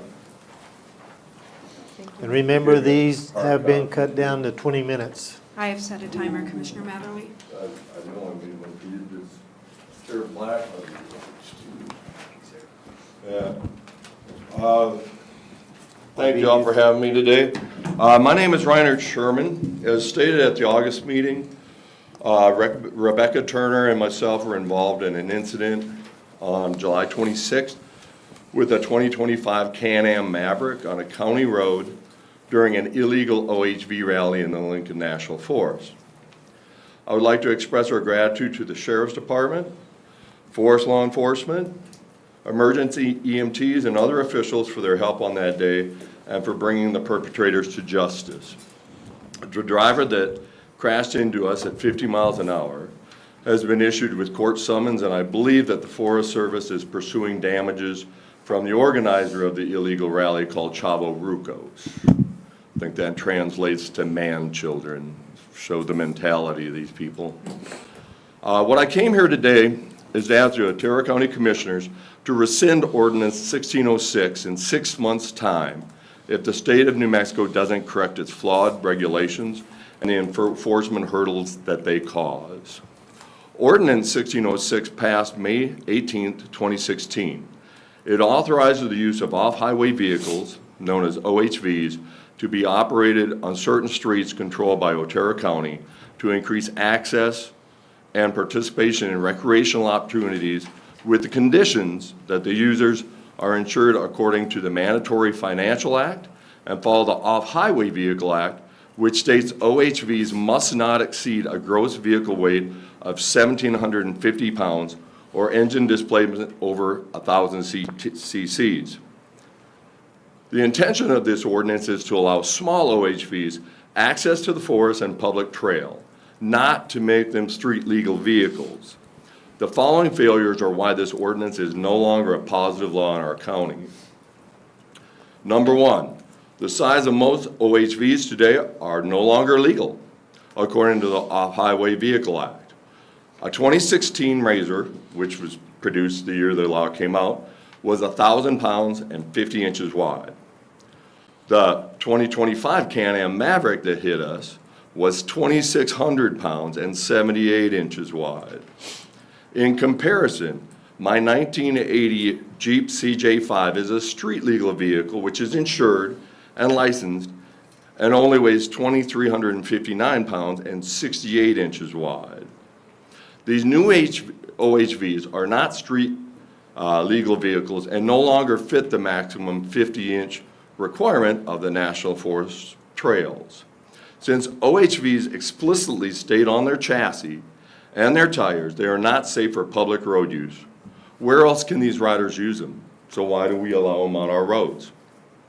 Number two, the Mandatory Financial Act requires any OHV used on public lands or roads to have liability insurance, a bond, or cash deposited with the state treasurer to cover any damages caused by them. No statistics of compliance are available, but estimates are the majority of OHVs do not comply with this act.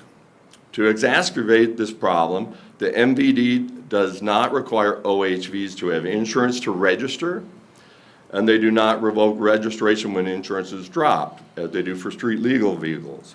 I think all of us are familiar with this with our cars. You walk in, you register your car, you have to have insurance. Why don't they require it for OHVs? There's the same requirement. New Mexico inexplicitly, New Mexico is inexplicitly doing away with license plates on OHVs and replacing them with a small, unreadable sticker. Texas OHVs have never required license plates in favor of these little stickers. How can our law enforcement, and you can ask these guys here today, do their job if they can't identify the owner and the insurance compliance of an OHV traveling in public? This is malfeasance on a state level. Number 4, there is no mandatory training for OHV users such as required for motorcyclists to drive on public roads. This training is needed to teach drivers the unique driving characteristics of OHVs and proper rules of the road such as no alcohol consumption, required speed limitations, and restriction to strobe light and sound cannons. Yesterday I saw 12 of these vehicles on a state road between Sunspot and Cloudcroft. Totally illegal, had the strobe lights, blasting sound cannons. Saw 2 of them today on the way into town. This problem is rampant. There is no requirement in most circumstances for OHVs to yield a right-of-way to road legal vehicles, as is required for other variance uses, such as golf carts, tractors, and horse-drawn vehicles. As I've spoken to OHV users about these statute failures, most of them say, "Why do you want to punish me for the misuse of OHVs by other people?" My answer is simple. As a motorcyclist with 50 years experience, countless safety courses, and 7 years as the president of a motorcycle rights organization in the state of New Mexico, I say it's time to take control of your sport. Get owners, dealers, and state officials on board to carry your sport forward in a legal, community-aware way. For this reason, I say give these folks till March 11th, 2026 to fix these out-of-date and unenforceable ordinances, or we as a county will revoke the use of our lands and roads. Standing here today, well, sitting here, I asked the Otero County Commission to request the state of New Mexico to require license plates on all vehicles they deem worthy to be on our roads and public lands. The MVD must require legal proof of financial responsibility for all registered vehicles at the time of their registration and keep this liability insurance during the entirety of their registration, just like any other vehicle in our county. Mandatory OHV training and driver's license endorsements such as that for motorcycles should be required before a user can access public lands or roads. And finally, and for this moment today, the most important, OHVs wider than 50 inches and 1,000 pounds, according to the current rule, should be deemed illegal unless their manufacturers can modify them for road legal use. And this can be put in effect today. All of these big buggies that are being sold all over this town, they're illegal on our roads, and they should not be allowed to go anywhere in public. That our own laws state that. So that's what I'm asking. I'd like the commission to give the state 6 months, and if they don't repair these things, we rescind 1606.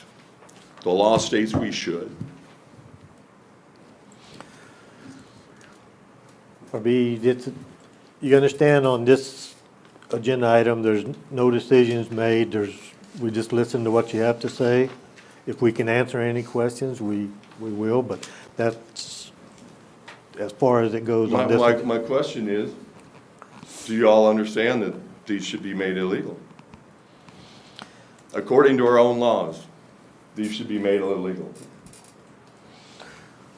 And can we get it on the agenda to have them made illegal? I mean, it is true that the current state laws on the books appear to not be current with what the market is producing. And that is for the state to address. They need to, in the next legislative session, take another look at where the market has gone since they last updated the statute. And based on that, that can dictate what we can and cannot do within the confines of whatever the state has laid out. So we're in a gray area right now. Well, we do have the right to rescind the ordinance, though. That is an option, and so just for the record and awareness, 1606 was replaced by 2022. I think it's an addendum. 2205. It says, yeah, it's an amendment, but the commission could choose to not allow them on county roads any longer. It's at the commission's discretion. So, could be wrong, but my understanding on the 50-inch wide deal, that is on designated trails by the forest. No. Am I correct? Yes. Listen to me. Okay. I know on the forest trails, and that's why you see on those forest deals that they have those posts that are 50 inches apart. Yep. That way you can't drive anything bigger than, unless you drive around it. So, but on county roads, I do not, To restate it, the Off-Highway Vehicle Act, which pertains to these things being used on public roads, states that anything wider than 50 inches or weighs more than 1,000 pounds is not covered by the Off-Highway Vehicle Act, and thus is illegal. I looked up the law and I read the whole thing. Is that how they're using the loophole for not having insurance? I'm sorry, what's that? Is that how they use that as a loophole for not having insurance? Because they're not, No, what happened is this law came out in 2016. Well, the Off-Highway Vehicle Act is even older than that. But our ordinance is from 2016. But that time, the largest OHV there was a Razor, which weighs less than 1,000 pounds and was less than 50 inches wide. Since that time, in the last over a decade, the manufacturer of these, and I'm sorry, is very irresponsible. Because people want bigger ones, they build bigger ones, and they get bigger and bigger. Now, a very large percentage of the users of these come out of Texas. And that explains a lot of things in that Texas is 95% privately owned land. So if you've got privately owned land, you can run one of these monsters wherever you want on your private land or deer lease. New Mexico is 85% public land. We're a totally different animal than Texas. It's also the reason Texas doesn't feel the need to have license plates. And that's the people that are coming into our forest. You go out there, the vast majority, the people I saw today and yesterday, their vehicles had Texas plates. They're cars that were pulling these things, that or traveling with them. The laws are out of date. These were written for a specific small vehicle, quads, things like that. Since that time, I mean, we're allowing vehicles that don't follow CARC standards, don't have safety glass in their windshields, don't follow any safety standards, state right on their chassis that they're illegal for road use. Bigger than my legal vehicle. And we're allowing those on our roads with nothing happening to the people that do it. Why are we allowing this? so one other question, and Sheriff Black, you might be able to help me on this. You have the state of New Mexico, the issue to drive on a road, you have an OHV sticker, and then you have, what do they call it, the green sticker, highway use sticker? What is that? Can't remember exactly what it's called. Yeah, that's. Which is you get a license plate for. They're doing away with the license plates. They didn't do away with mine, I just bought one a couple of months ago. They still issued me a license. Black's the one that told me they're doing away with them. They're slowly going away from them. Just going Yeah, to- I don't know, they still So- told me to put it on the, So if there is not a license plate on your vehicle, when a sheriff is following you, how can they read that little sticker to see if you've got insurance or if you're compliant? It's impossible. The only way that they can do it is if they pull you over, and they can't pull you over unless they have probable cause. Why do we allow vehicles on our roads without license plates? It's insane. you want to ad lib on that? Mr. Reinhardt, Mr. Sherman, we discussed this. Yes, we A did. phone call the other day, we talked about it a little bit. As far as law enforcement, yeah, I'd love to have plates for every one of them dudes that are in the mountains or, running on county roads. I just, the sheriff's office just bought 3 of them not too long ago with some grant money and stuff, and we got stickers, we can get plates. And wouldn't they, if they did the mandatory insurance, because it's a law, they're supposed to. But I called every MVD in our county, and not one of them requires it to insure one of these. Why is that not required? There's the chief of police of Alamogordo sitting right here. What is the, I know that you can't drive them on white sands, 82, 54 and all that, but the city of Alamogordo has allowed them onto the highways in town, not a state highway. No, they're allowed on anything that's not designated on highway. Right. The roads you just stated, so across the city roads, yes, because they're not highways. Right. So when you pull over one of these vehicles and they don't have insurance, which what I understand the majority don't, what do we do to those people? I guess it depends on the situation. Well, it's illegal. If they don't require, so I don't know how often we're pulling them over. We don't deal with them a great deal. But if they're required to have insurance, we hope we're citing them. I can speak personally that I have a plate for my, I have a four-wheeler, and I have been given an on-highway plate. So when he says sticker, they may be doing it differently. I have a plate. Well, what they issued, or what they did me, they issued a yellow sticker that's a OHV and a green sticker for highway use and a license plate. Now, maybe DMV is, maybe they're changing what they use, but and they specify where you place that sticker, to where if that sticker's not there, he does have the right to pull you over. But they can't read that sticker when they're driving down the road. They can see yellow and green, they're not colorblind. Well, what about, and a majority of our problem is Texas. The Texas sticker is on the side of their vehicle. They can't read that going down the road. So if a vehicle from out of, how do they take care of that? If you have a vehicle from out of state comes into this state, do they have to comply with this state's laws? You'd be surprised, when I was working in Cloudcroft, so many vehicles come from out of state, they would actually go into Cloudcroft and buy like a 30-day registration for Mexico so that they would be complying with the laws. For their UTV deal? Yes. There's a non-resident permit that they can obtain through the Game and Fish. And so what I'm saying is it's time for us to require Texans, just like here, if they come to our state, they have to comply with our laws, not their laws. And our law needs to state they have a license plate. It's the only way that we can enforce insurance. And if we don't, we should do away with this. Why are we allowing these people? What's the hesitation here? I'm just asking. I don't know that there's a hesitation.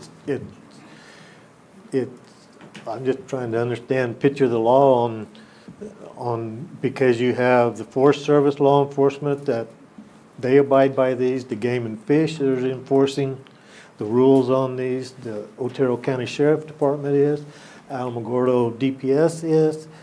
So it's. But they aren't. I mean, I understand we're understaffed, but 2 days in a row I've seen these illegally on a state road. They pull into the gas station at Cloudcroft almost every day off from a state highway. They're illegal. And we're allowing it, whereas if we rescind that law so that they have to totally disappear, then the owners of these and the dealers will go to the state and say, hey, we have to fix these laws. But until we put some teeth into our county and say, you know what, we're not allowing this madness anymore, the state's not going to do anything.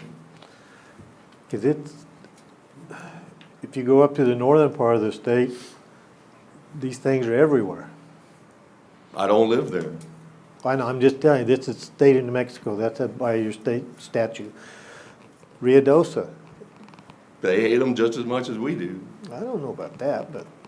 I can tell you that over the last 2 months, every place I've gone and talked about this, and it's been a constant subject, the vast majority of people, I've had standing ovation walking into rooms before because of what I'm doing. These things, I mean, you're driving down the road. Imagine this. driving down the road, and this illegal vehicle that's 78 inches wide is flying at you with strobe lights. Who puts strobe lights on their vehicle? Who does that? And we're allowing it. So when That- Game and Fish has that 30-day temporary permit, I'm assuming they provide proof of insurance when they get that permit? Do you know? I'm not certain what you're talking about. I don't think that state of New Mexico requires that on that. If you're financed, that they require you to have it, but I don't think the state is requiring Liability? liability. The state absolutely requires liability. It is in the mandatory financial act that I just read. And our ordinance requires that if they're on a county road, they have to have insurance. And so if they're stopped, then they could be cited for not having insurance. That's the real issue, right? Is that the insurance is not being enforced. That, it's the biggest of my issues. I The second- think the DMV, when you register your, like, your vehicle, you have to provide insurance at that point, and that is like a check that is happening. Of course, it can lapse, and then, you know, there are people driving without insurance. For the OHVs, they register them, and aren't checking insurance. We do require it if they're on the road, so, you know, they could be stopped on a county road and asked for proof of insurance, and if they didn't have it, they could be cited for not having it, and that would apply to non-residents as well.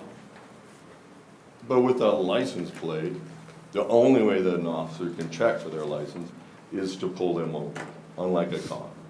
Because a car, if they pull them up, it'll tell them that they don't have insurance, because their license plate. That's true. I know that's true. Why do I always get asked for my license and registration? Because they want to see the fact that you have a legal proof in your vehicle. They don't. But I know that, right, if somebody gets pulled over, they know if they've got insurance. I'd say probably 90%, sometimes it's status unknown, 90% doesn't give you whether it's valid or not. It's the law, and with the OHVs,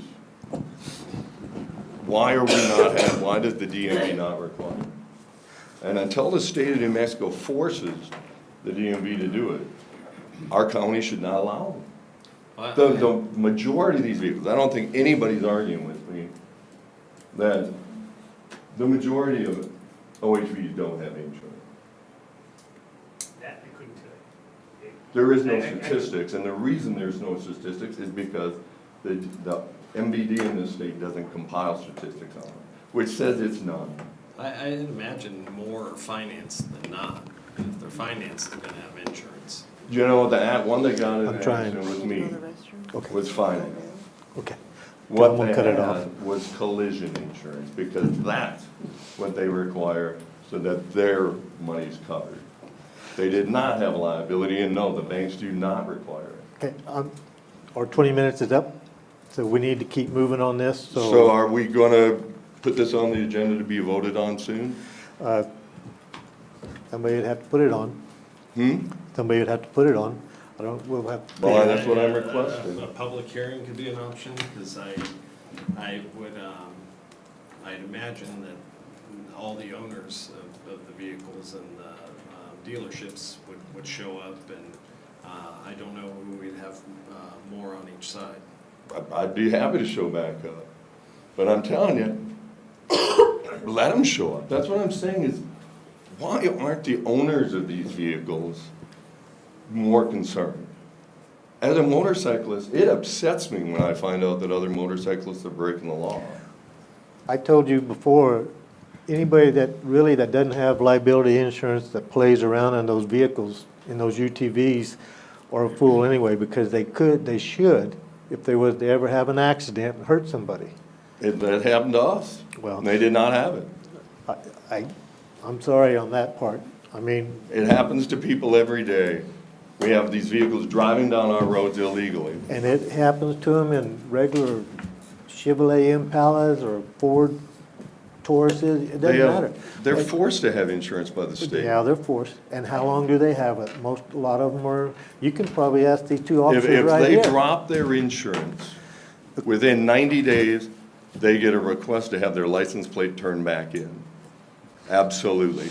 I can guarantee you 75% of the vehicle impounds that I deal with do not have insurance. 75% of abandonment, 75% uninsured.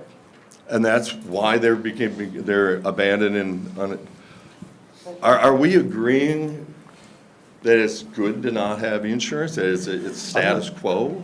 I'm not agreeing on anything. I'm Well, just then telling you. let's enforce it.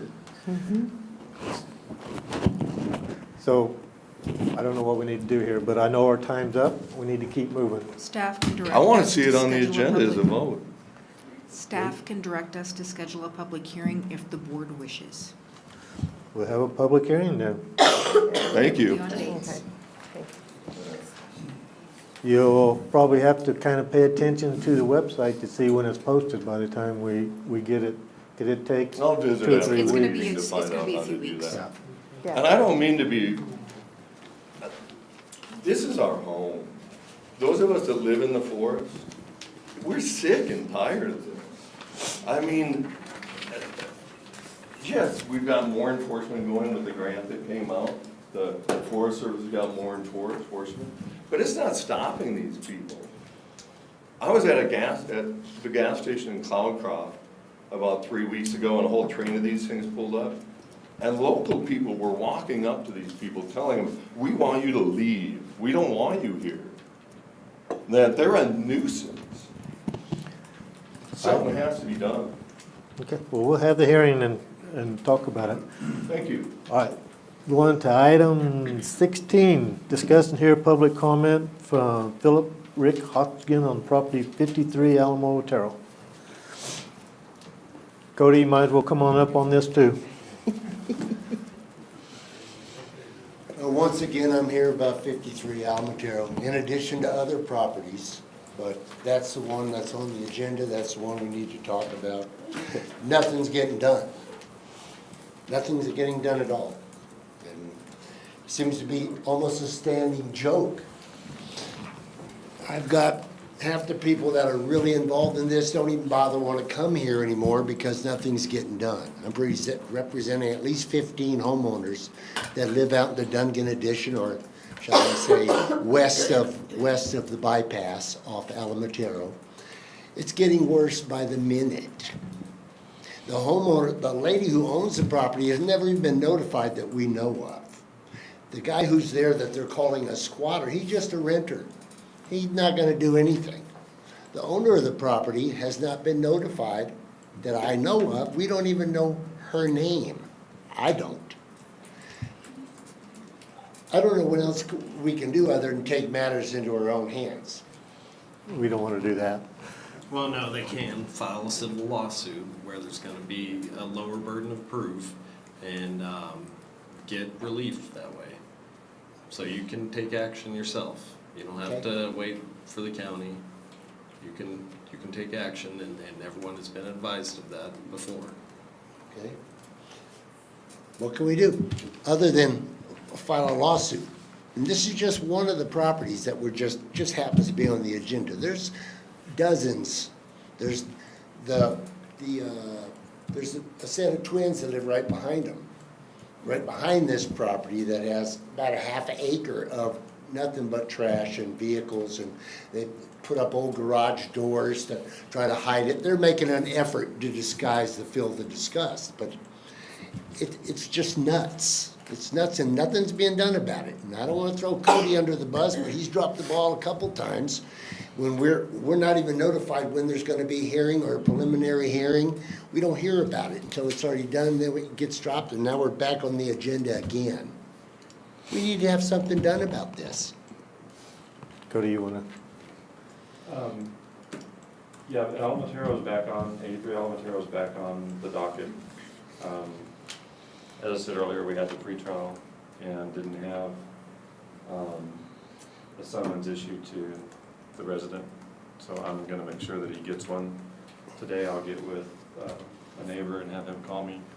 Are we talking about the renter or the homeowner? The homeowner, once we get the vehicles out of the way, then I'll address the dilapidated buildings. But I can't do anything about the dilapidated building until the cars are gone. Okay. But I'm working on getting the cars gone and getting the paper served to him and find out what avenues I have Okay. to do that. Rick, it's a very frustrating, to say that nicely over the air, it's a very frustrating issue. And it's, I don't know what to do to try to get it taken care of, but it's getting worse every day. It's not just your street, it's all over the county. And we are trying to do our best. We're trying to take care of dilapidated buildings. We have money now trying to either burn them or haul them off, to get them off the premises. Old cars and stuff all over the place. I agree with you 100%. They're an eyesore, they're a safety issue. It's embarrassing to live out there. Well, It's embarrassing. And it's also a safety hazard, because these vehicles and this trash is right out in the road. If you're trying to come off Lemon, the first street, coming out by you can't even see until the front end of your vehicle is out in the street to see if you can even pull out. I mean, I think, and Sheriff isn't here, I mean, if there's a car parked in the easement, I think it should be towed immediately. Period. No ifs, ands, or buts. And if you start doing that, maybe it might get their attention. Easement is where law enforcement has a right to do a removal, and I think it should be done. We don't have to go through courts to do that. So when there's vehicles or trailers that are in the easement, we can call The sheriff's office. sheriff's office and say, we'd like that removed. Right. And pay, and charge the homeowner So it the charges cost. the registered owner of the vehicle that parked it in the easement. Okay, and if there's no tags on it and it's just There's a a, registered owner. okay. All right, then I'd like to talk for about 3 minutes about our flooding in this same exact area. Ever since they put in that bypass, we have, and I know nobody goes out there after we have these rains. We have flooding that completely submerges our whole little community out there. If you even drive up and down the road, you'll see where people on their own have built little berms in front of their houses, because every time it rains, all the rainwater it doesn't go down that little bit of a filled-in ditch next to the bypass. It just comes through those little cut-acrosses and just floods our whole neighborhood. I've surrounded all my property with railroad ties and dirt, and actually don't even remove the weeds, because it helps hold the dirt in to keep eroding my own property. The flooding is atrocious.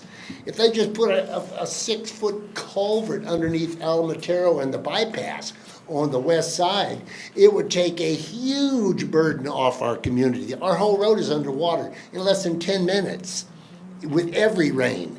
The whole road's under. Now, you guys are out there chip sealing and fixing our roads. Well, that's almost it. Because of the flooding, it's ruining the chip sealing and the work that they're doing with potholes.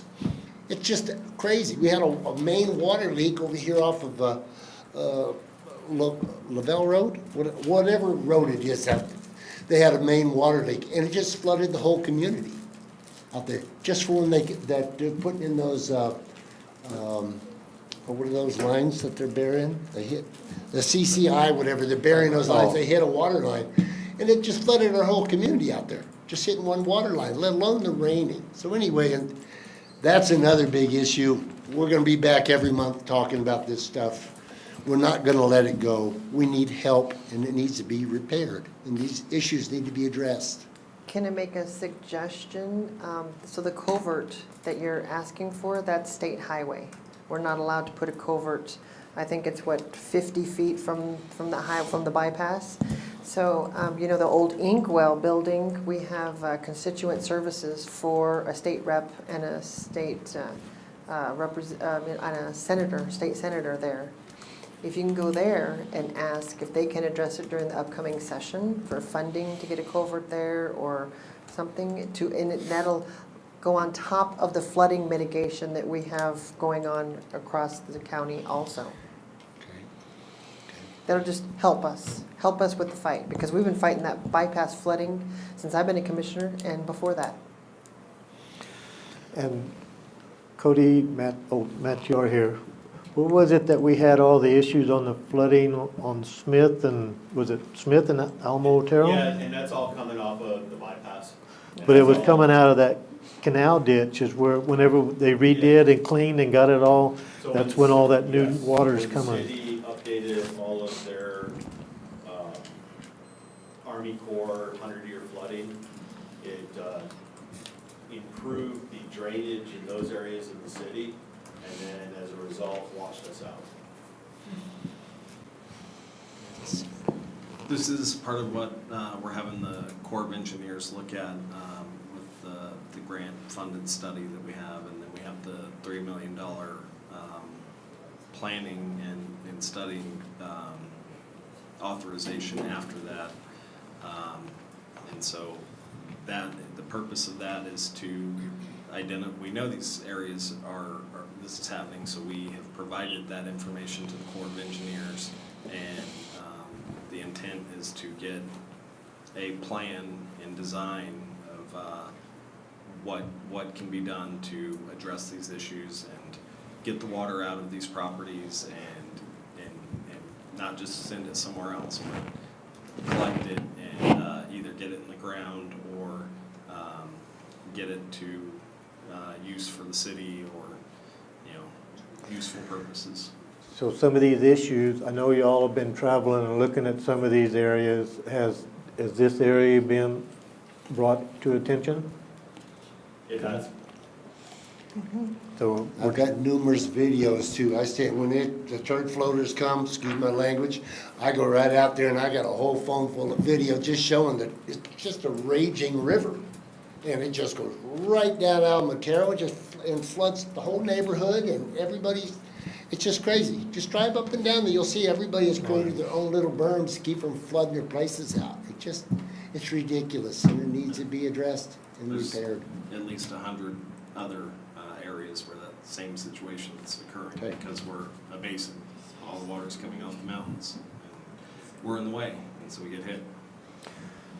So you've talked with the Corps of Engineers. If they continued the ditch that they did from 10th Street south, if they went from there, continued that ditch north to either 82 or bring it out somewhere down past Fairgrounds or where Scenic comes, would that eliminate? And there's going to be solutions like that.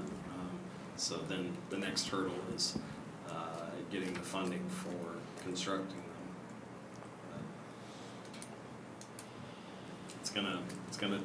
It's not gonna happen overnight. It's gonna take a while.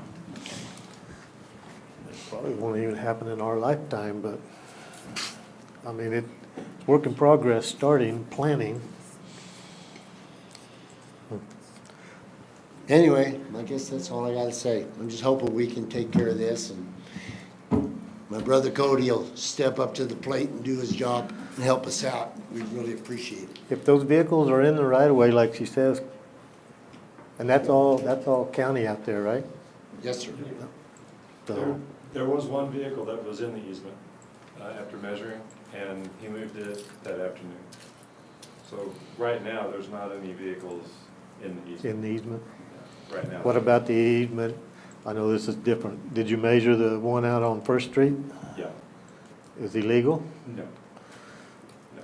And The that's- sheriff's been contacted, the sheriff's department has been contacted about it. But you didn't get kicked out of, I'm not even gonna get started on that one again. And then not to mention the debris and the trash that's coming from this property across the other side with the old tires and, you know, even the county, when they come out to mow, they have to jog back out in the street so they don't have to drive over old tires and crap that they're just crazy ridiculous. Oh, thank you for your time. I hear you, Rick. Okay, thank you. Oh, Thank you. Thank you. Sylvia, did anybody sign up? Oh, no, not, I didn't have anybody on the list. Did you want to speak? Okay, no, that's fine. Just go ahead. Ma'am, you understand you only have 3 minutes in this? Okay. Good morning, buenos dias, Boker Tov. This petition is for an agreement from the state residents of La Luz, New Mexico. A new Dollar General is being built at 1 Valley View Drive, And we are requesting, so far there's 11 residents, and there's more that do care about having a sidewalk put in from the Catholic Church and Section Road to a four-way stop. We're requesting at Valley View, Bonita, and Main Street, and sidewalks down to Via Cristina. This is to protect residents from having potentially fatal and/or injury accidents with motor vehicles. I have witnessed little children walking in the desert trying to keep out of the road and stepping into thorn bush or sticker. I've witnessed children at the other Dollar General literally at nighttime walking barefoot across La Luz Gate Road to the Dollar General. The Dollar General at One Valley View Road is going to be opening really soon. They have banners up saying they're hiring, they're stocking everything. And that they're opening soon. And I'm very concerned because little children especially are going to be using their allowance to walk over there. There's no sidewalk right now, and there's no street lights at nighttime to help people that are driving to see if there's a child, for example, walking with their as I've witnessed 2 children at night walking at the other Dollar General to use their money to buy things. So this is something that the residents in La Luz, like I said, is not just to me. I have a petition here. We have contacted the Department of Transportation. We have not heard back. I contacted them via email. I sent them maps showing them where we would like to have the sidewalk and the four-way stop, and I was directed to go here after going to the City Hall, and across from over by Wells Fargo. I'm not sure what their office is. They told me to go here since this is a matter that we're requesting to have the sidewalk put in. Thank you. I can address a little bit of that. That was part of my report today, was that staff, we did meet with Sherry Moore recently and discuss the flooding issues, the traffic issues. In talking to our road superintendent, we can do a traffic study. It's not horribly expensive. But before we do that traffic study, we need the Dollar General to open. We need to see what if we do the traffic study right now, it's not going to give us anything because we're not going to see that influx due to the shopping.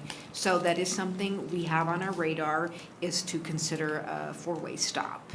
I didn't think the county installed sidewalks and stuff. We don't, sidewalks, no. That's why I'm addressing the four-way Yeah. stop. We don't do sidewalks. Right. No, if we did a sidewalk there, you would have, of our 1,700 maintained miles, everyone asking for a sidewalk. We don't do it. On the west side of that La Luz Road is the bar ditch, correct? Will you repeat that? On the west side of the La Luz Road, in front of the Dollar General, that's the bar ditch, correct? I'm not sure what you're referring to. I know the new Dollar General is really close to Our Lady of the Light Catholic Church and Section Road. And then there's another one near O'Reilly Auto Parts. So there's going to be 2. The one that I'm referring to is the new one that they're building? Yes, sir. Okay. Tom, on the west side of the La Luz Road, That's where the ditch is. Yes. that's the bar ditch. Yes. The east side is just, Well, it's a combination of ditch and fences and water lines. Yep. so the only way you're gonna walk down that road is to walk in the road? Yep. Pretty much. Yeah, it's either the road or the desert, and I am really concerned about children. I do actually know of one adult in Texas who died when she was a young woman from a fatality at night walking in the road. I understand that La Luz is unincorporated; it's part of the county, but I didn't know if there's something that I can do since there's other citizens not along with me that are concerned about this. As residents of La Luz, what are we able to do to advocate for the safety of all of our residents, most importantly the children? I know we talked about flashy signs. Yes, yes. Is that, And yes, we've talked, Tom was in that meeting the other day, that is things that we are addressing, yeah. okay. But that'll be determined in the feasibility. No, or that's the- just the four-way stop will be with the study. The flashy signs, as we refer to them, can be done sooner. Okay.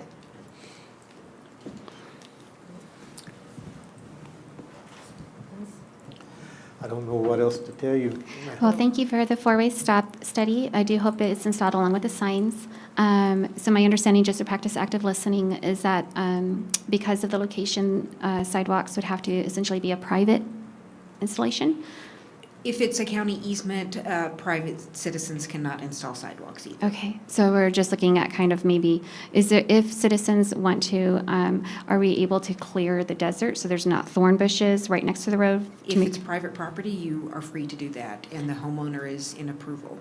If it's public land, are we, between the private property and the road, are we allowed to request to have the thorn bushes removed and/or do it privately, through private funds? It depends on whose land it is. If it's the county, that you would address that with us. If it's Okay. BLM, you would address it with them. It really depends on who the property is owned by. Okay, I will do some study into that, so that way, when I readdress this, I'll know who exactly owns the land. Okay, and you feel free to reach out to my office if you have any questions. Okay, yes, thank you, I ma'am. can get you a card up front. Thank you. Actually, the front desk did provide me with one already. Okay. Thank you, ma'am. You're welcome. Thank you, Thank sir. you. Thank you, ma'am.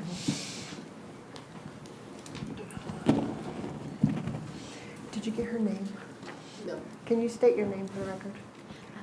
Yes, ma'am. My name is Naomi Ruth Hudawanis. Okay, thank you. Thank you. Okay, we'll be moving on to the new business.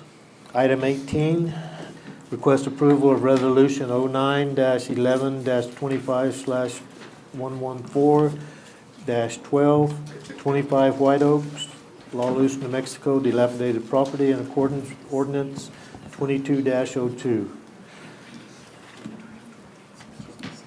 Matt, can I ask a question if we can talk about all three of these, because they're on the exact same thing?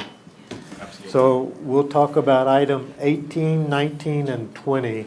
They are all dilapidated buildings, and they're all in common, so.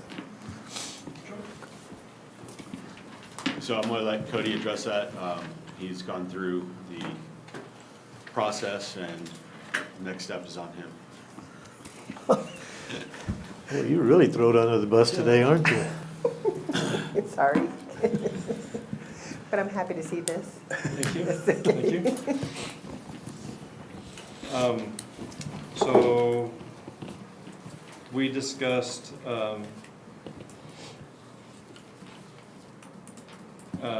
doing fire training with these, the ones that are in,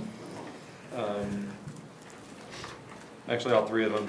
The one on Edgington is too close to a main power line. It would have to be dropped off of 3 poles for us to do a training burn off of it. The ones on White Oak and, yeah, both of them on White Oaks, there's too much in close proximity to the trailers. One of them is just an alley away from the next house. And so the burning of them wouldn't be an option, so they'd have to be torn down and disposed of. So we'd have to go out to contract for somebody sir, to yes. demolish them? And that's what this is, approval of going out to And bids. that's really what this is Cody and his office has gone through all of the steps to get to this point. The property owners haven't responded or shown that they're going to do anything. So the next step is to declare them so that we can have the contractor come out and remove them for us. Okay. So you have, all three of these are mobile homes, correct? Yes. Yes. So you have property owner, mobile home owner. Yes. Have you got, Mobile homeowner has been notified. and everybody's in compliance with it? Yes. They've been Okay. given their notice, their 30-day notice. Because I don't want to come back with this, you tore down my fancy mobile home. Okay, I just want to make sure we had both homeowner or Yes. landowner and mobile homeowner. Yes. I make a motion that we go to approve resolution 09-11-25, 114-12, 25 White Oaks, dilapidated property in accordance with ordinance 22-02, and for approval of resolution 09-11-25, 114-13, 21 White Oaks, dilapidated property in accordance with ordinance 22-02, and request approval of resolution 09-11-25, 114-14, 11 Edgington Road, dilapidated property in accordance with ordinance 2202. I'll second. All in favor, say aye. Aye. Aye. Aye. Aye. Thank you. I just want to Thank make you. sure on those two. Absolutely. Thank you.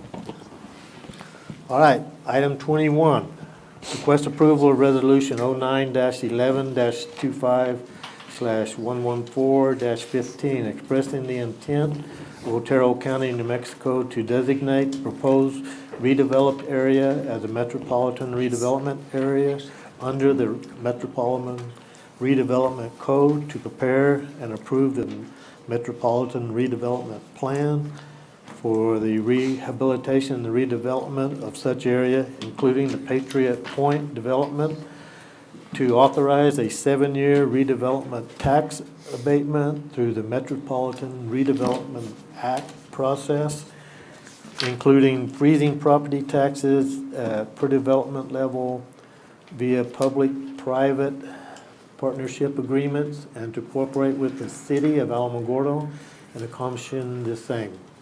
RB, I'm going to let you take over from there. Okay, good morning, Commissioners. I do have some pin changes in the title where it said Metropolitan Redevelopment Act. Act is going to be replaced by code. And then on the third whereas paragraph, the last sentence after the word blighted, in parentheses, it's been added the proposed redevelopment area in quotations, and then parentheses. That's the change from the other one? Yeah, that's the change. So I'm gonna go through and just read all the changes first. And then the third whereas paragraph on page 2.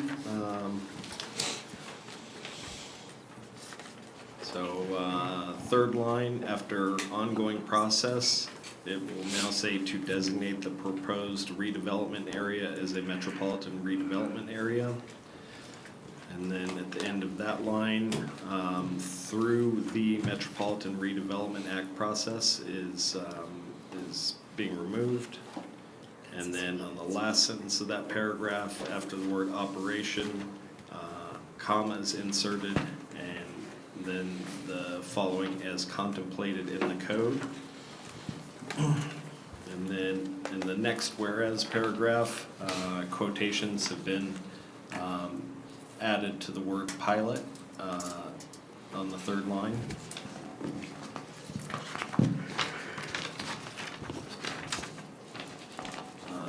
Page 3, under section 2, fourth line,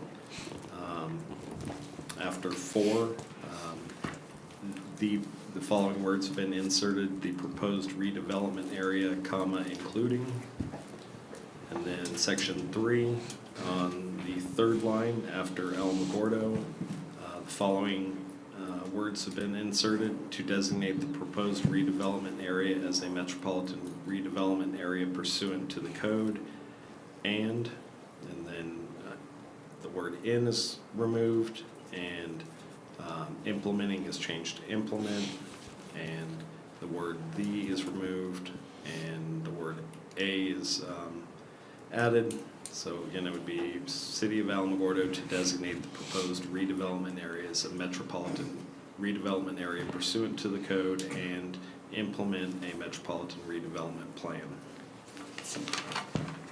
All right, that's it for the changes. This is still the very initial stages of this process, and the purpose of this resolution is to show the county's intent to move forward with this process and provide the developer with evidence of that, so that he can provide that to HUD for the final processing of his financing to move this project forward. The city passed the same resolution on Tuesday night. The city's participation is required to move forward because it's inside the city limits. We're driving this initiative, and so as part of that, the resolution read that any any challenges to the designation of the redevelopment area is blighted would be handled by the county. The county will defend it. I have confidence that there won't be any issues with the designation, so I'm fine with the county accepting that responsibility. And we will continue working with our bond counsel to move the process forward. It's going to take probably at least 6 months. And looking at how it's how this process has been done in other areas, including Alamogordo designated the downtown area in 2019 as a metropolitan redevelopment area, and Tularosa designated downtown area like Granada Street as a metropolitan redevelopment area in 2017. And in both those cases, outside entity that prepares these reports and plans was used to develop the plan. So it looks like we'll probably have to do that. The plans are it's a lot. It's like 150 pages or more. So they go into a lot of detail, and then we'll have to have a lot of public meetings. When it was done in 2019 for downtown Alamogordo, there was a 2-day workshop and planning community meeting for 2 days at the Flickinger Center. So that will probably be a part of something similar will be done for this process. But right now, the developer for Patriot Point has what he needs to keep moving forward, and separately we'll keep pushing this process forward. Separately, the other apartment development has reached out to inquire about doing this process as well, which is not a surprise. It was expected, and both projects are needed, and more projects besides those are needed. So this isn't a affordable housing versus market rate housing. They aren't mutually exclusive.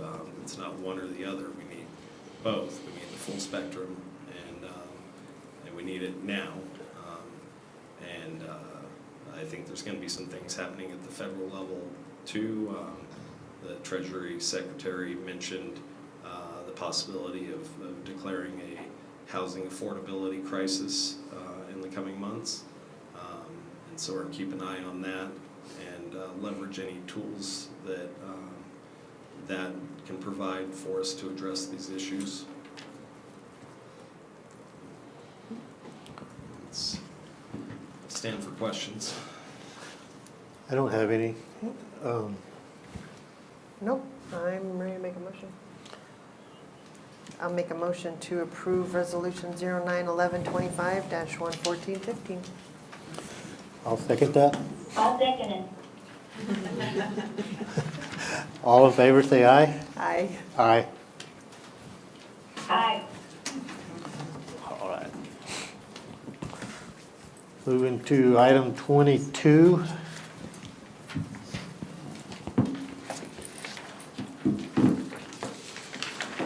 Request approval of property liens for reimbursement of unclaimed descent depositions service September 2025. Morning, Amber. Good morning, Commissioners. Good morning. Amber May Hall, Healthcare Services Director. So these were on last month's commission agenda. They were pulled from the consent agenda and then tabled after later discussion.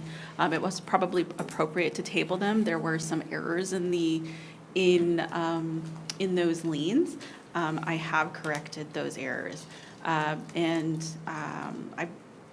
I believe I had answered the concerns that you had mentioned I responded via email. But essentially, we do have to have 2 liens on one for each respective property. However, each of those liens mention the other property because they were owned by the same owner. And if the $1,000 is paid in full, then both property liens are eligible to be released from the property. So it is only $1,000, one $1,000 principal amount, but we have to have the property liens on each property. But if there's any further questions on that, I'm going to defer to RB for those answers. But are there any questions? I also reached out to the treasurer's office for that process. How is it flagged and all that? And they explained it too, so I feel more comfortable now. Yeah, and we do have the public-facing database, and they also call, and we track them. I mean, I keep a record of every lien that we have, so they don't get lost. So, My only question, it sounds like you explained it, I just want to make sure. There's only one lien for $1,000, but there's two pieces of property that's involved. yes. Okay. Yes, because I have to use all of the available assets of the decedent to reimburse the county for the services that we provide. And real estate property is really the only asset that is immediately available to the county unless we start getting involved in the probate process. And that would require additional staff and time and a lot more. You were the one that had all the questions. so- I was the one, yep. All right. I'll make a motion to request approval of the property liens of the reimbursement of the unclaimed descent deposition services September of 2025. I'll second that. All in favor, say aye. Aye. Aye. Thank you, Commissioners. Aye. All right, moving on to 23. Awesome, okay. Discuss and consider Otero County's role regarding the SB3 Behavioral Health Regional Infrastructure Act, BHRIA planning funds. Amber, if you'd like to comment? Yes, so I have here with me today the representative from Lincoln County. This is Mr. Ross Coleman. And per the attachments, so the administrative of the court has released the funding announcement in regards to Senate Bill 3. So this requires the AOC to do an enhanced sequential intercept map to hold stakeholder engagements in each behavioral health region, which the behavioral health region we are in is Behavioral Health Region 12, which is Lincoln County, Otero County, and Mescalero. But it also requires us to put together a regional behavioral health plan. And all of those components are a requirement to have and to conduct in partnership with our region partners to be eligible for Senate Bill 1 funding. And so that is from the Behavioral Health Trust Fund. And if we do not participate, and then our voice is lost, and we potentially have we lose the ability to benefit from that trust fund, and we cannot, so we can't pull from it and improve our behavioral health system. When I received notice of this, I reached out to Lincoln County to gather whether or not Lincoln County or Mescalero would like to be the accountable entity for administering this fund, because someone has to be the accountable entity. And based upon further discussions, and I also think with the expertise of Mr. Coleman here, I think it would be in the best and wisest decision that we allow Lincoln County to become the accountable entity of the fund that we'll be receiving to meet the ESIM requirements, the stakeholder engagement, and the regional behavioral health plan. We're only going to be receiving a total of $45,000 to complete all of that. Now, Otero County, we do have a little bit of a leg up because I have tried to put some things into motion. We have completed a full SIM, not an enhanced SIM. The enhanced SIM that we will have to do together is going to be focusing on Intercept Zero, which is pre-law enforcement involvement. So we will have to work on that in partnership and along with the AOC and UNM to get that completed.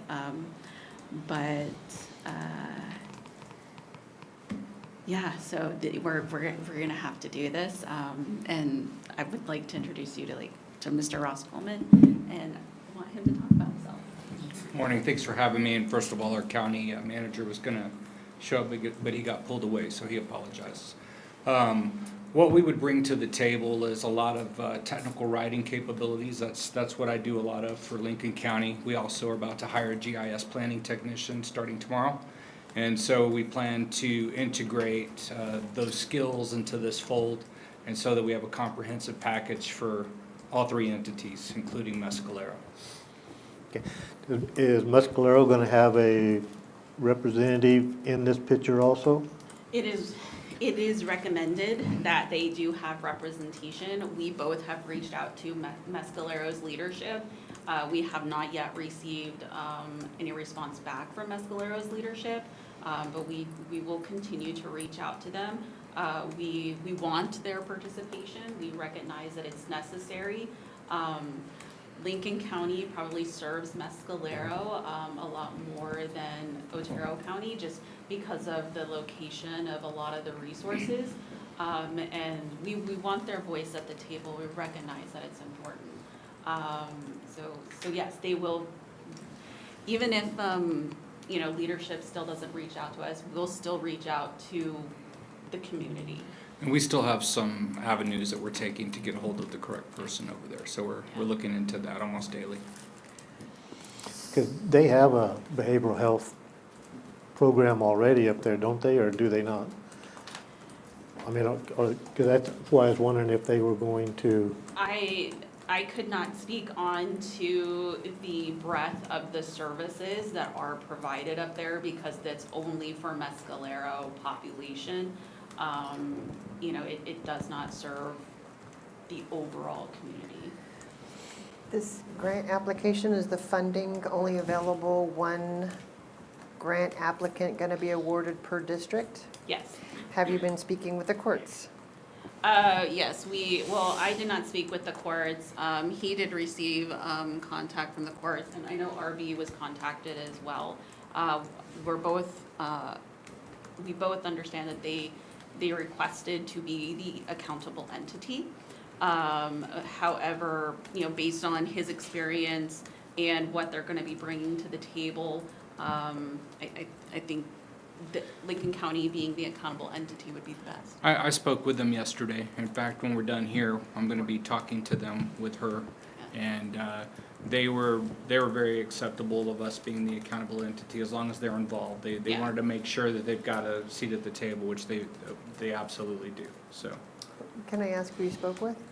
Audrey. This is the grant applications to do the end of this month? Yeah, it's due September 30th.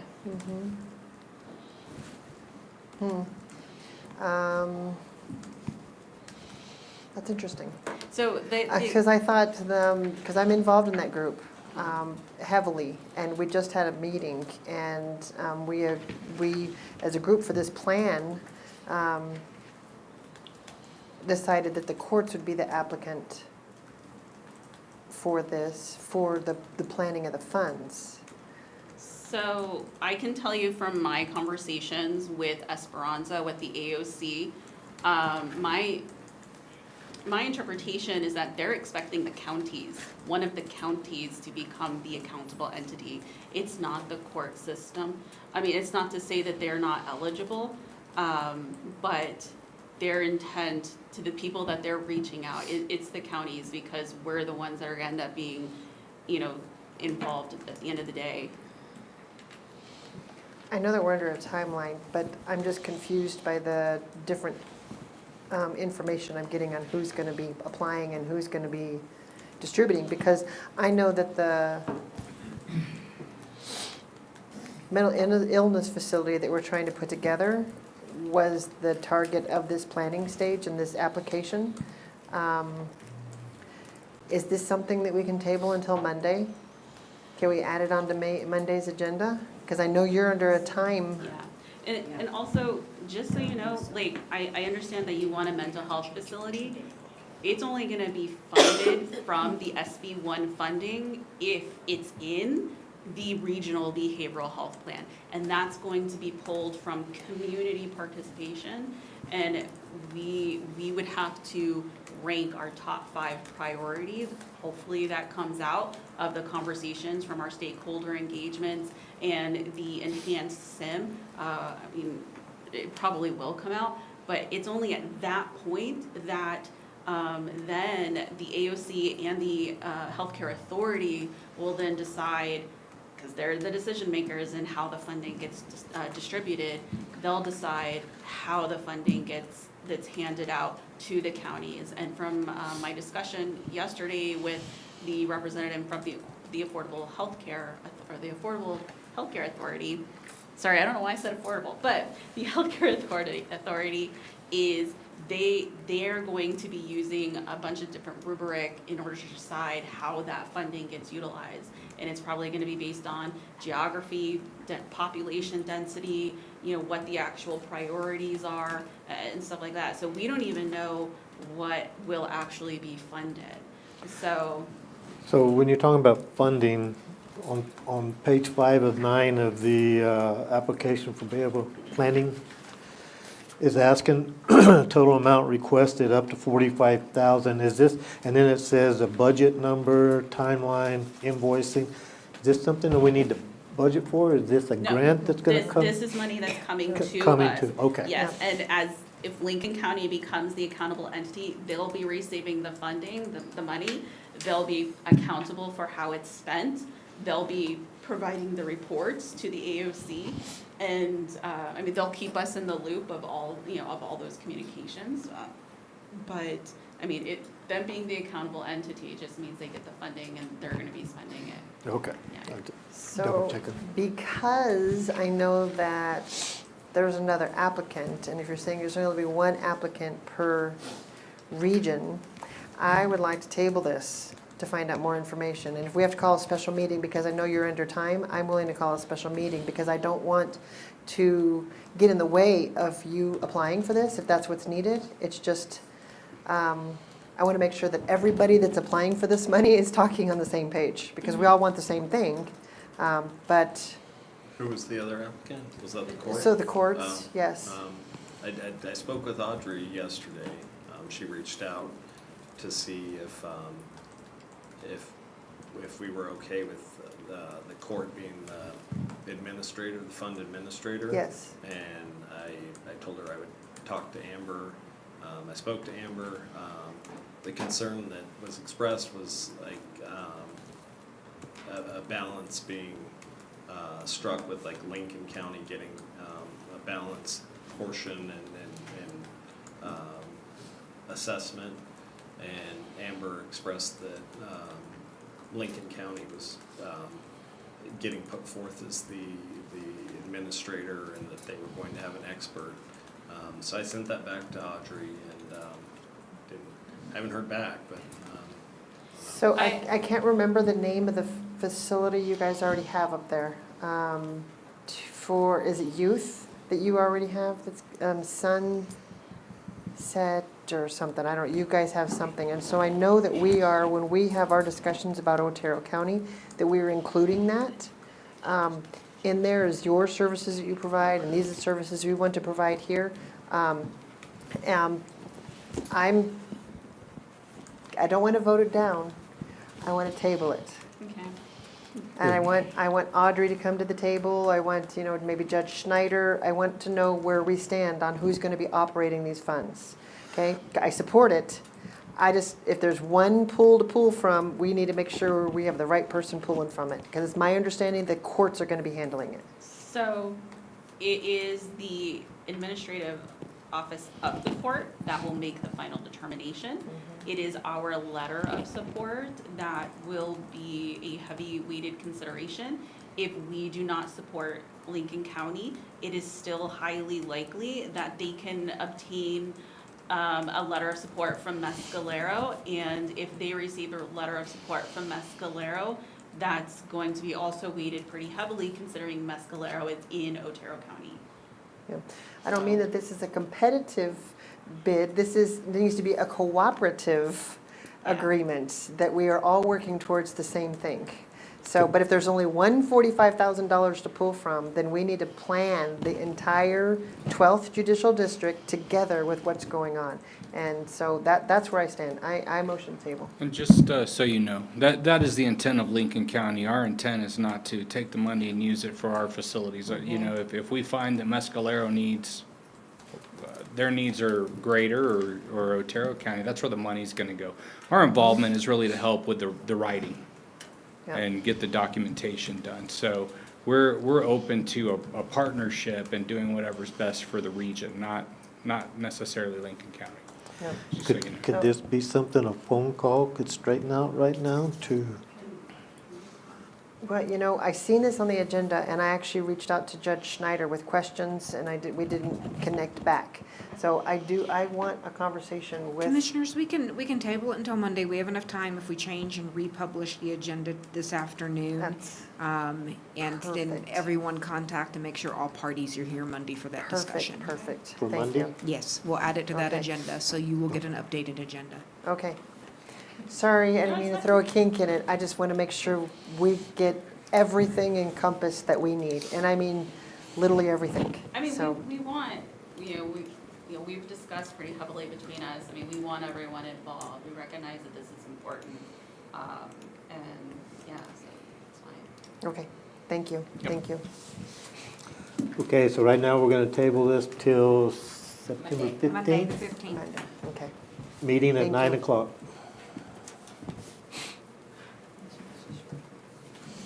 All right, so move on to item 24.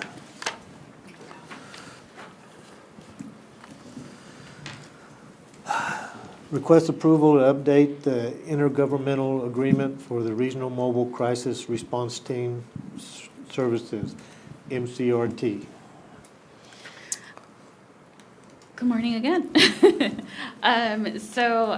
This intergovernmental agreement is really just an update from the original agreement that we had. It simplifies the agreement, it clarifies some issues that the city had some issues with in terms of funding. So we very, very specifically allocated how the money is gonna be getting spent in the attachment of worksheet A. And we're also, rather than collecting aggregate data, we're going to be requesting specific data on each individual who gets referred to the mobile crisis team, and then also their outcomes from their interactions with the mobile crisis team. I am not concerned with their business operations, but but we want to make sure that the money is getting utilized in the best way possible for our residents in Otero County,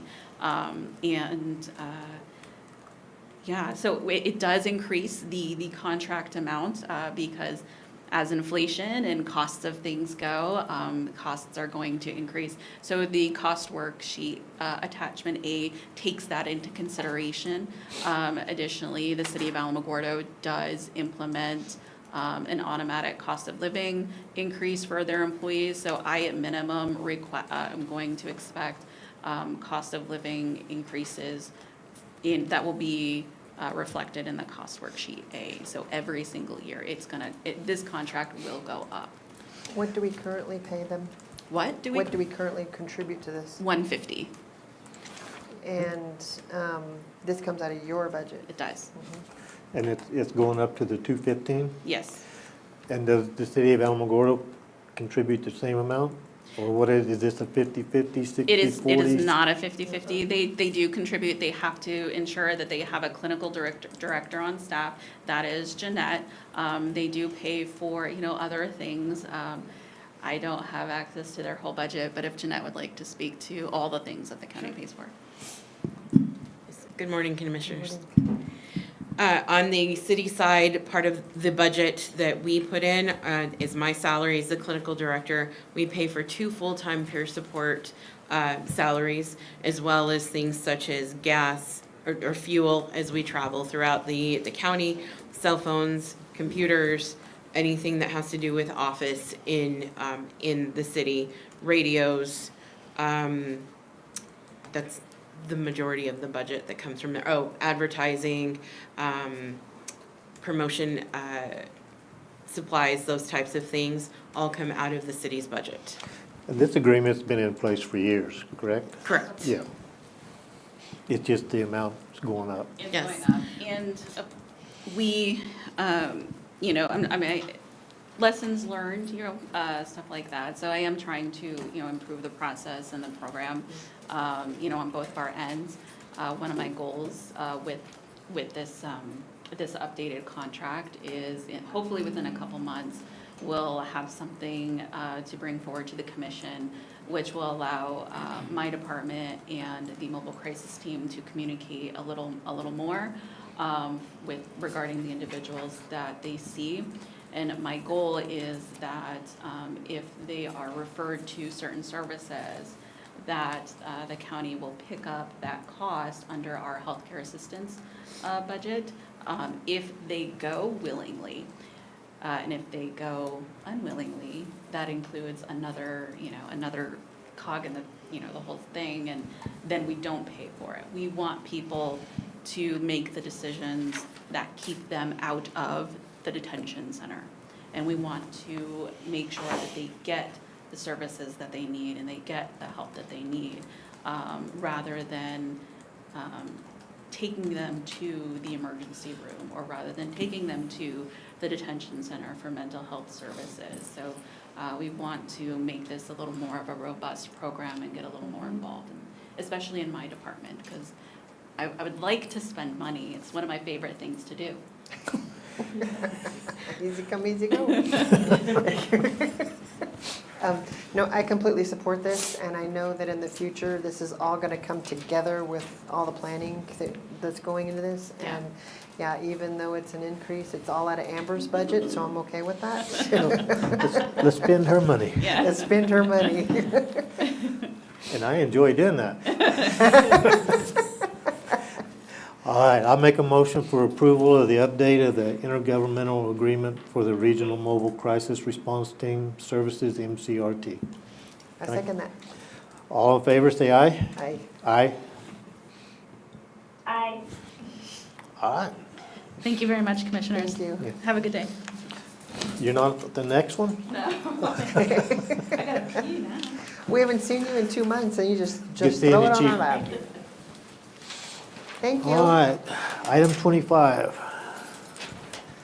Request approval of software licensing with Spectrum Technologies for It's conditional software in the amount of $25,000. It's in here. It's because we put the amount was wrong there. Oh, okay. There's an Well, error. not in on the agenda item. Oh, okay. Did you need a copy? Did you get something new? He said it's already in the package. Oh, the quote is wrong by $200. Oh, $25,200 is what it's supposed to read, Gerald.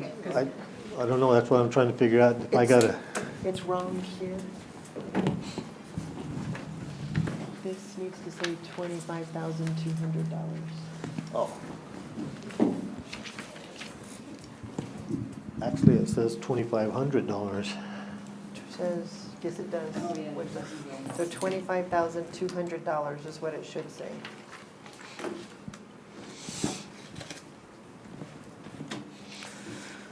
And it says for assessor only. Assessor's office.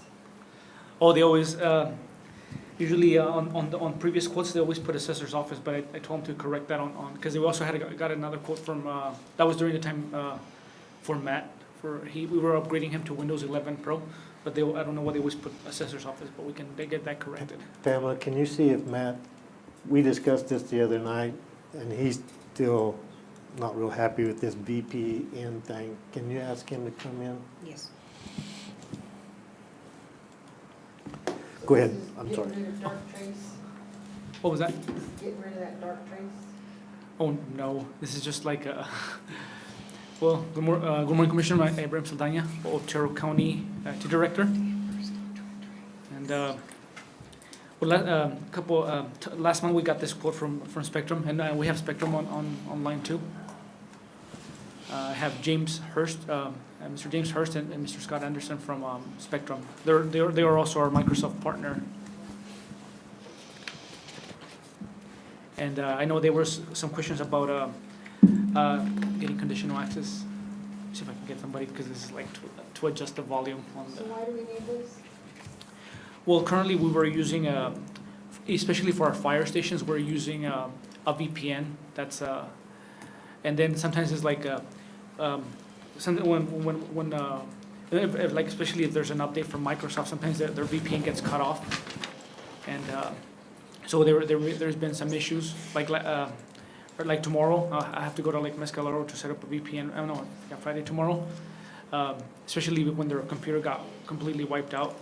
Especially because they're doing requisitions and since we went to the requisitions online, and in order for other departments to be able to access Tyler outside of our network, we wanted to make sure that it's secure, and that was one of the things. Is like, I mean, the VPN would still be used, but for some other reasons, like if some, like for example, the treasurers use it, but for this specific reason, it's like since a lot of departments use the Tyler, especially since we're doing everything electronically now, and like, and that's one of the reasons why we, and also for security, to have like multi-factor authentication. So what's the problem with VPN?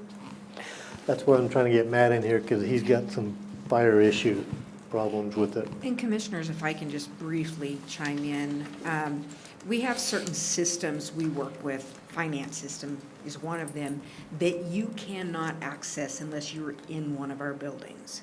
So if you take time off, work from home, go on vacation, you need to work, you can only access those systems with a VPN. I do it half regularly because sometimes it works, sometimes it doesn't. Let's just say I have been off for when my grandson was here and I was working from home at the same time. My computer did an update. Well, it tosses out the VPN connection, and I had to call from home, get on a Teams meeting, have him go in the system, reset it. It's not steady. It's not guaranteed it's gonna work. It causes a lot of problems, and I know Matt is on the way because the fire departments are having problems with this system as well. But that kind of explains why we even need the VPN to start with. You can't access some of these systems unless you're physically in this building on your computer. And what do we pay for VPN right now? Right now we're not currently paying anything for the VPN setups. We use a program called OpenVPN, and but right now we're currently not paying for any of that. And the difference this offers. Is this a different software you're trying to bring in to replace that?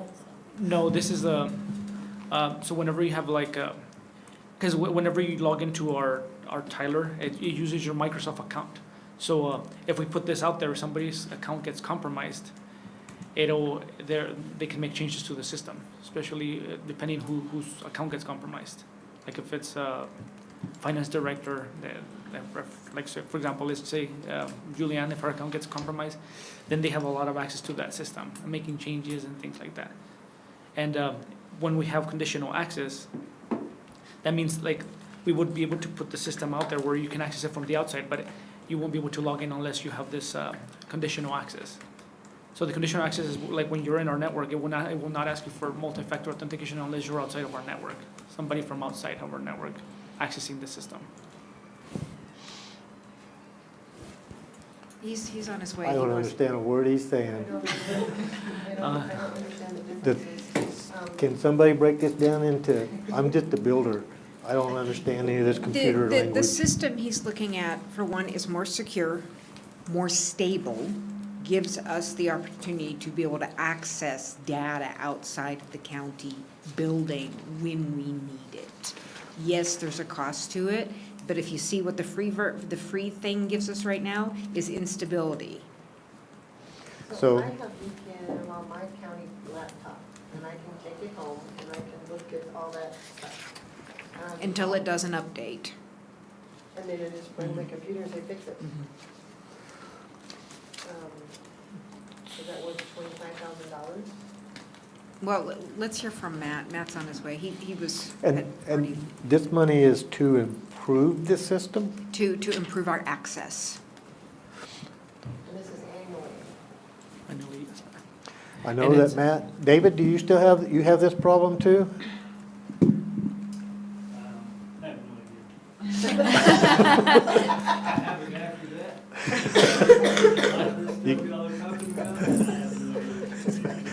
You kind of like me, I understand that part.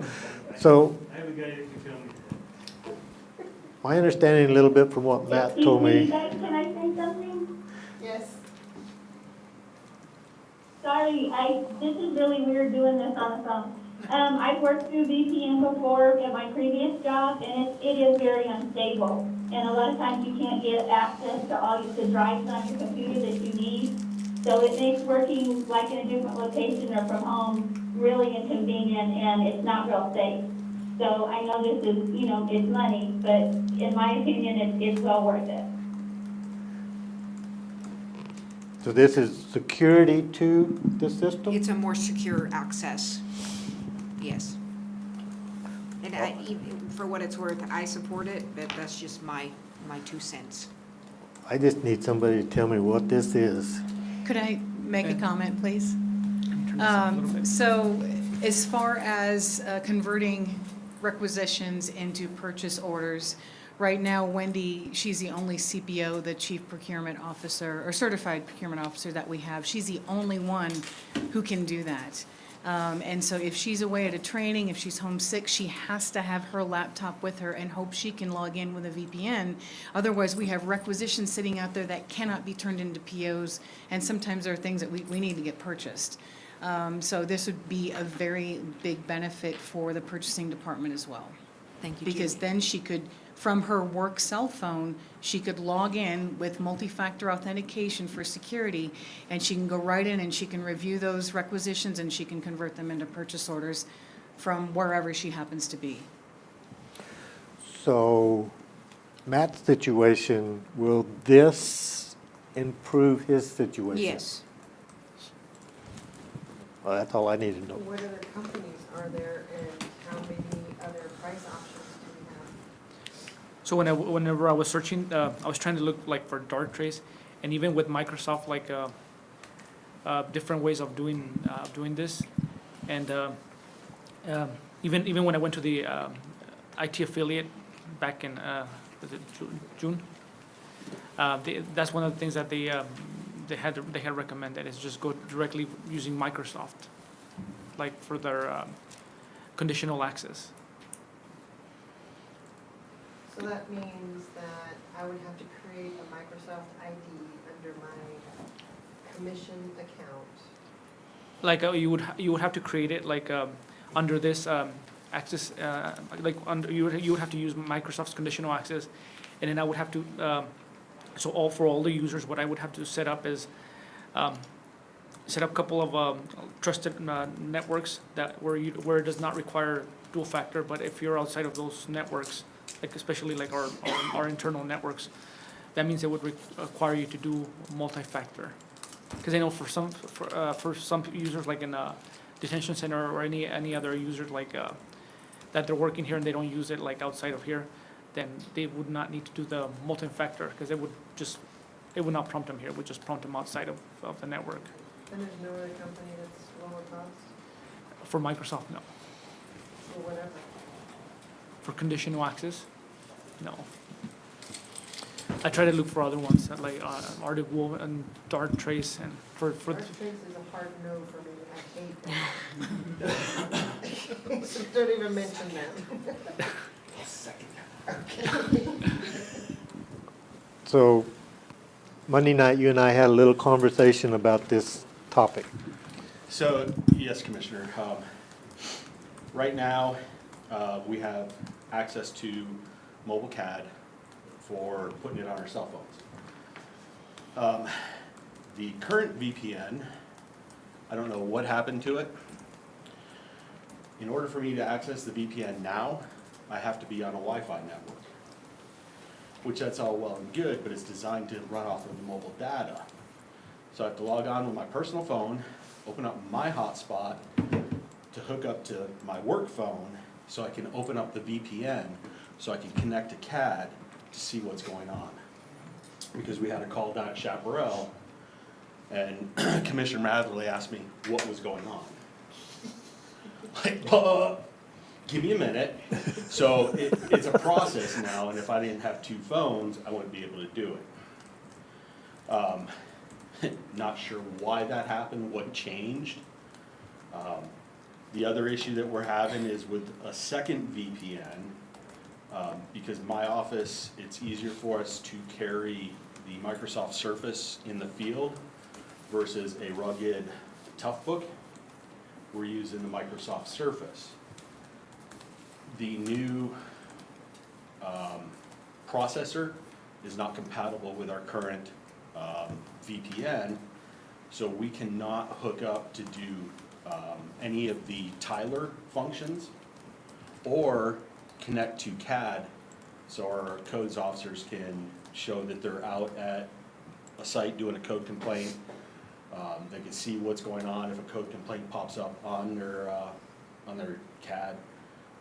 We can't, for me, when I'm out of the office, I wouldn't be able to hook up into the VPN to go to Tyler to approve requisitions or make requisitions. So unless I am pretty much at work, it's very difficult for us to get our job done now. So this, what he's trying to get us to do here, will that change things when we're in Chaparral and she runs off and the sirens come on, you can tell me what it is? I believe so, but I haven't tested that one, so I wouldn't know. Really, we'd have to have a test of that VPN to see if it would allow me to connect. So should we try it for 30 days, see if they give it to us for free and try it, and see if everything that you need works, and we don't have any problems? I would be very supportive of that, because if it's a good change, absolutely, but if it's not going to fix my problems, then why? So he's on the phone, you said the companies? Yes. I would like to ask if we could give a 30-day free trial for us to try this. Hey, James, are you online, or Scott? I have him muted. Yes, we're on. Okay, yes, I'm here with, We're here. okay.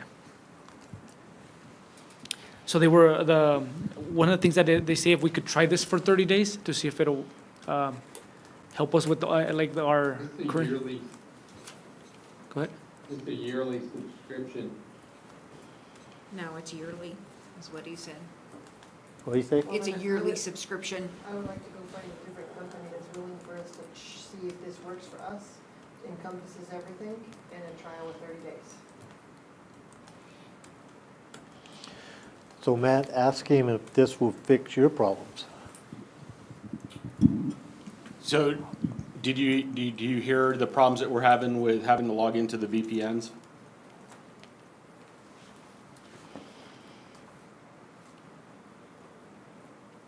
Scott, James? Oh, I'm sorry. We can barely understand you, your microphone, but. So, I'm having, Yeah, I think you might be confusing two different things. The VPN and the Microsoft Information P1 license are actually two different items. They control two different things. The P1 licensing controls your access to your Microsoft tenant, which includes your email and any applications that you have behind that.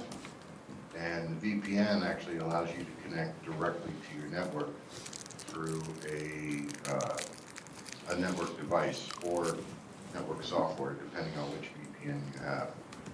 So I don't know if the P1 is going to solve your VPN issues unless your applications that you're using are actually on your Microsoft tenant, then it would. But I don't know enough about your applications to know if that's actually going to be the case. That would be something that Abe would know. I know for Tyler, we use Okta, which is, it uses Microsoft authentication, and that's, we set it up with Tyler. Now, for that one, I know it would, you would be able to connect using this, the conditional access for that, because that's an application that we use for, that uses your Microsoft authentication for that, for Tyler. Now, I don't know about the one that you're talking about. Is that It's one you- Motorola Spellman Flex. Oh, Keyword Motorola. Commissioners, I recommend we table this item until further research can be done. Yes, thank you. I will second that. I will make a motion to table this software with Spectrum Technologies. Okay. I'll second that. Do we need to vote on that? Nope, that's good enough. Okay. Thanks, Abe. Thanks, Matt. Not a problem. Abe, when this comes back, try to have all the answers to this that we just asked you, that we asked you last time too. Okay? All right. Item, we're almost to the end. Item, what, 26? I'm going to spend about 2 hours on this Request approval to consider placing a plaque at the 16 Springs Fire Department to honor Charles Walker. I totally agree with this one. Okay, good. So I know I spoke with Trent a couple weeks ago. I don't know if you got a chance to get a price on a plaque to put on there or permission from 16 Springs. I mentioned this to, I think I had a conversation with Matt, if we could work with that. But I would like to have some sort of a memorial put up there and we recognize Mr. Walker.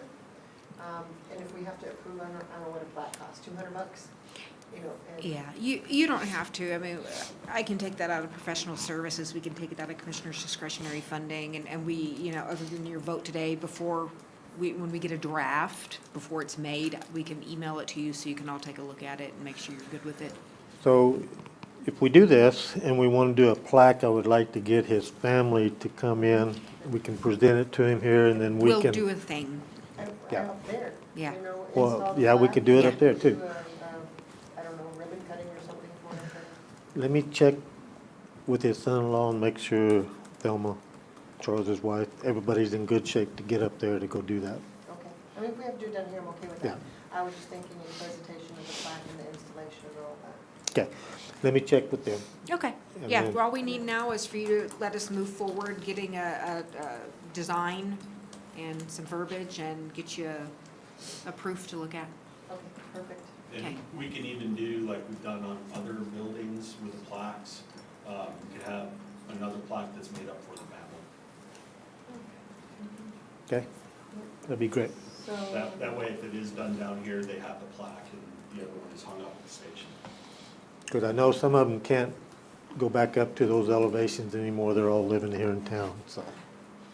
Okay, I make a motion that we, approve. or approve the plaque at 16 Springs Fire Department to honor Mr. Charles Walker. I'll second. All in favor, say aye. Aye. Aye. All right, that's gonna take us to the commissioner discussion. Oh, there we go. Do what? That's ready to go. How about that? Well, we can forget about it, but anyway, I'll go first. Went to 2 meetings down in Chaparral this last month. Also took a tour of the ICE facility with some other legislative people. Went to Las Cruces for a legislative meeting on the discussion of the closing of the ICE facility. I'm going to take 2 members from the Sacramento Foundation back to Chaparral on a tour with Mr. Colquitt. The Sacramento Foundation is wanting to do they want to do something for Chaparral. So we're gonna go down and talk to him. When I was on the tour at the ICE facility, I talked to Representative John Block. He asked me he would like to get to tour the other prison facility.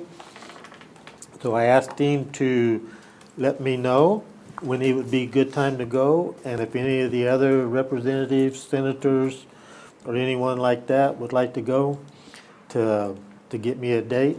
And I talked to a representative at the MTC, and they said, just let them know, we'll get it set up. So that's pretty much on my part. Commissioner Barella. I got to sit on a panel about Big Pharma. I went to Ice Cream Social with some legislators in Socorro.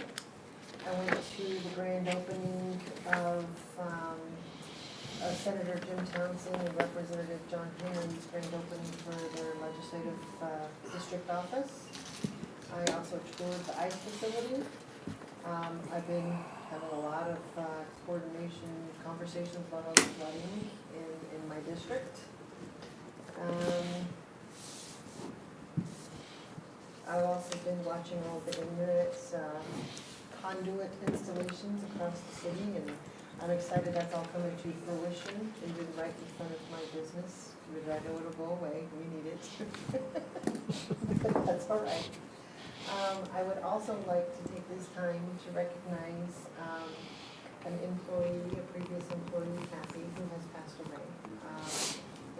She was a gift to our county and a pleasure to have, and I thought she was in Texas getting better, and so her passing was a surprise to me.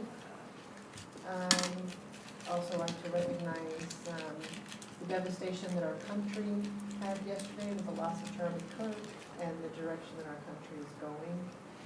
And also this morning, I learned of the passing of Ashley Myers. I also want to acknowledge her because while we didn't agree on anything, her and I were always able to sit across from each other and have good conversation. And it never resulted in any violence, not even yelling matches.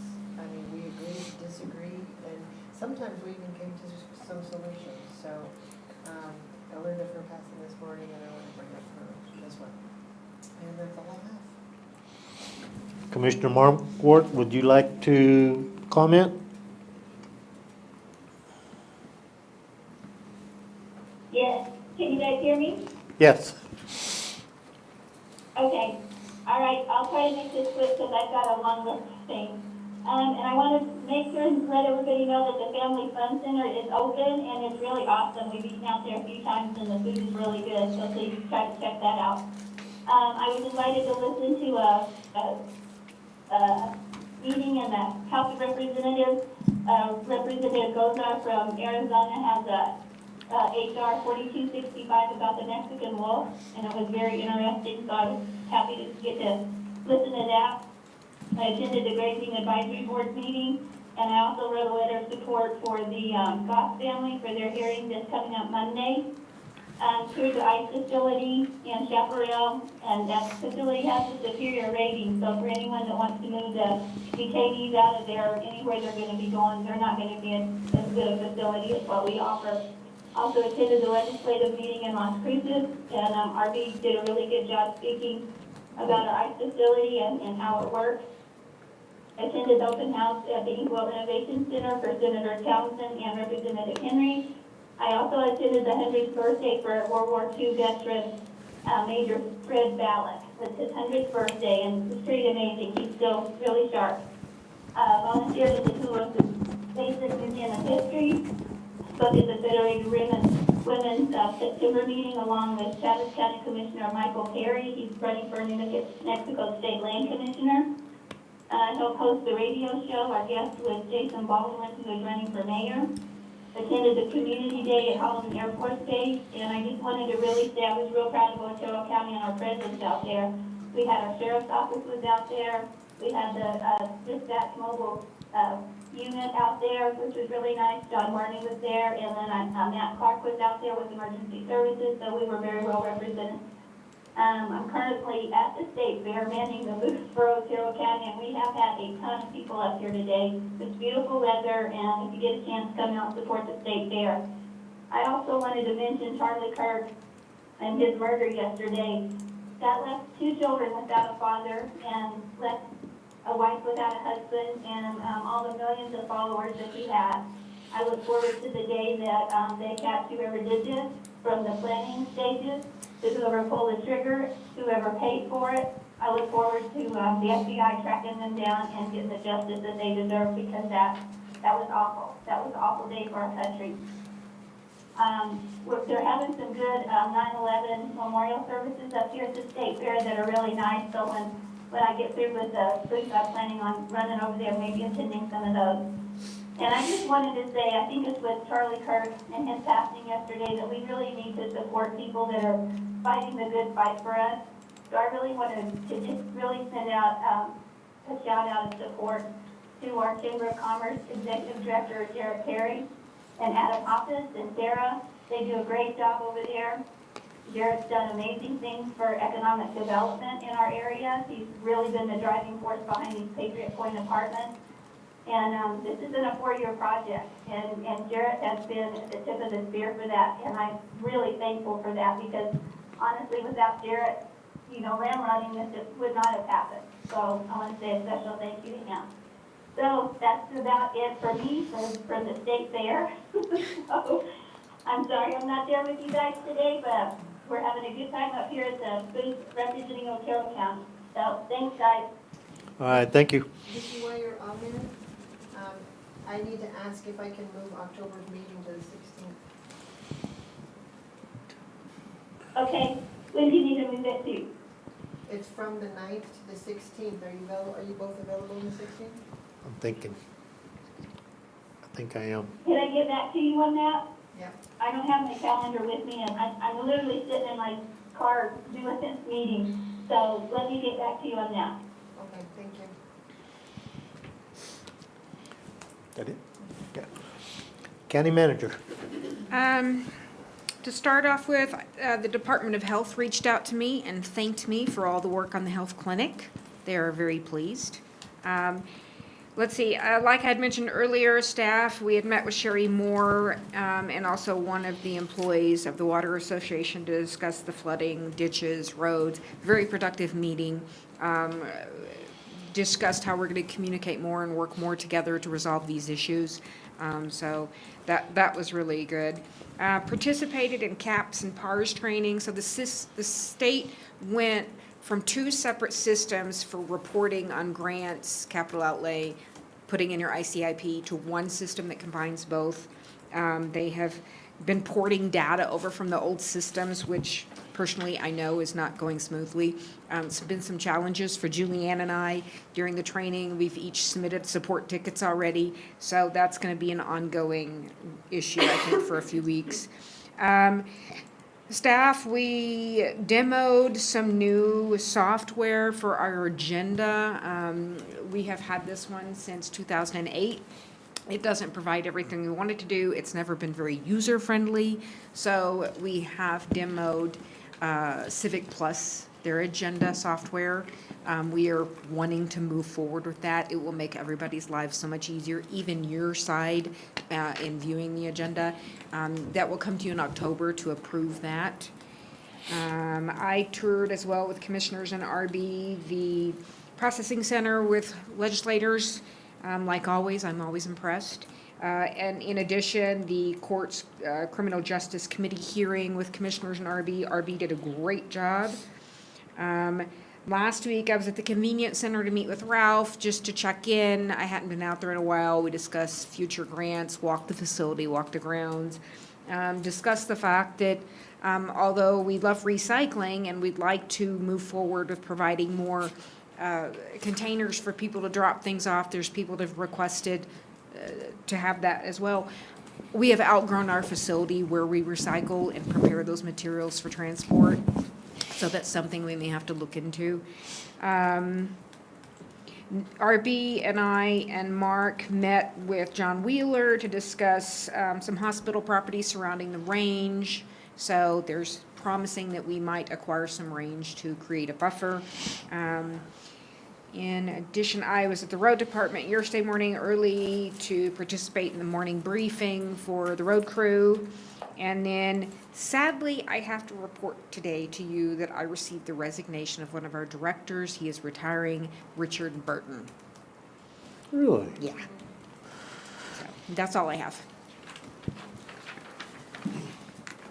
He'll be a hard one to replace. Yeah. Morning, Commissioners. Not too many updates to what's already been said. As far as the aftermath from the legislative committee that we attended, the governor called a special session on October 1st, and so far it looks like the immigration issue will not be considered at that time. So it gives us some more time to think about our options. It will be on the 30-day session in January. So we're looking at different things. And I attended 2 city meetings on to address questions and speak on the Metropolitan Redevelopment Act that we're pursuing for the Patriot Point area. Some local real estate and business folks have expressed support and even ideas for what the area should look like. So I think there's support and optimistic about what we can do with it. Like I said, I'll be meeting with folks from the Sendero apartment development this afternoon. We worked on rating the areas identified with the Corps of Engineers for the flood studies. So Pamela and Tom and Matt and myself went through all of them one by one, and using the criteria provided by the Corps of Engineers, rated them on scales of importance. And we provided that back to them, and we'll see what they do with that and what it looks like. That's all I can think of right now. So, do they have a public agenda on this October 1st deal? So that she could still slide that in there, kind of under the radar type thing? Yeah, we're not out of the woods yet on it. I think they have a lot to talk about with the things that are already on there. Okay. Anything else? All right, I'm gonna make a motion for adjournment.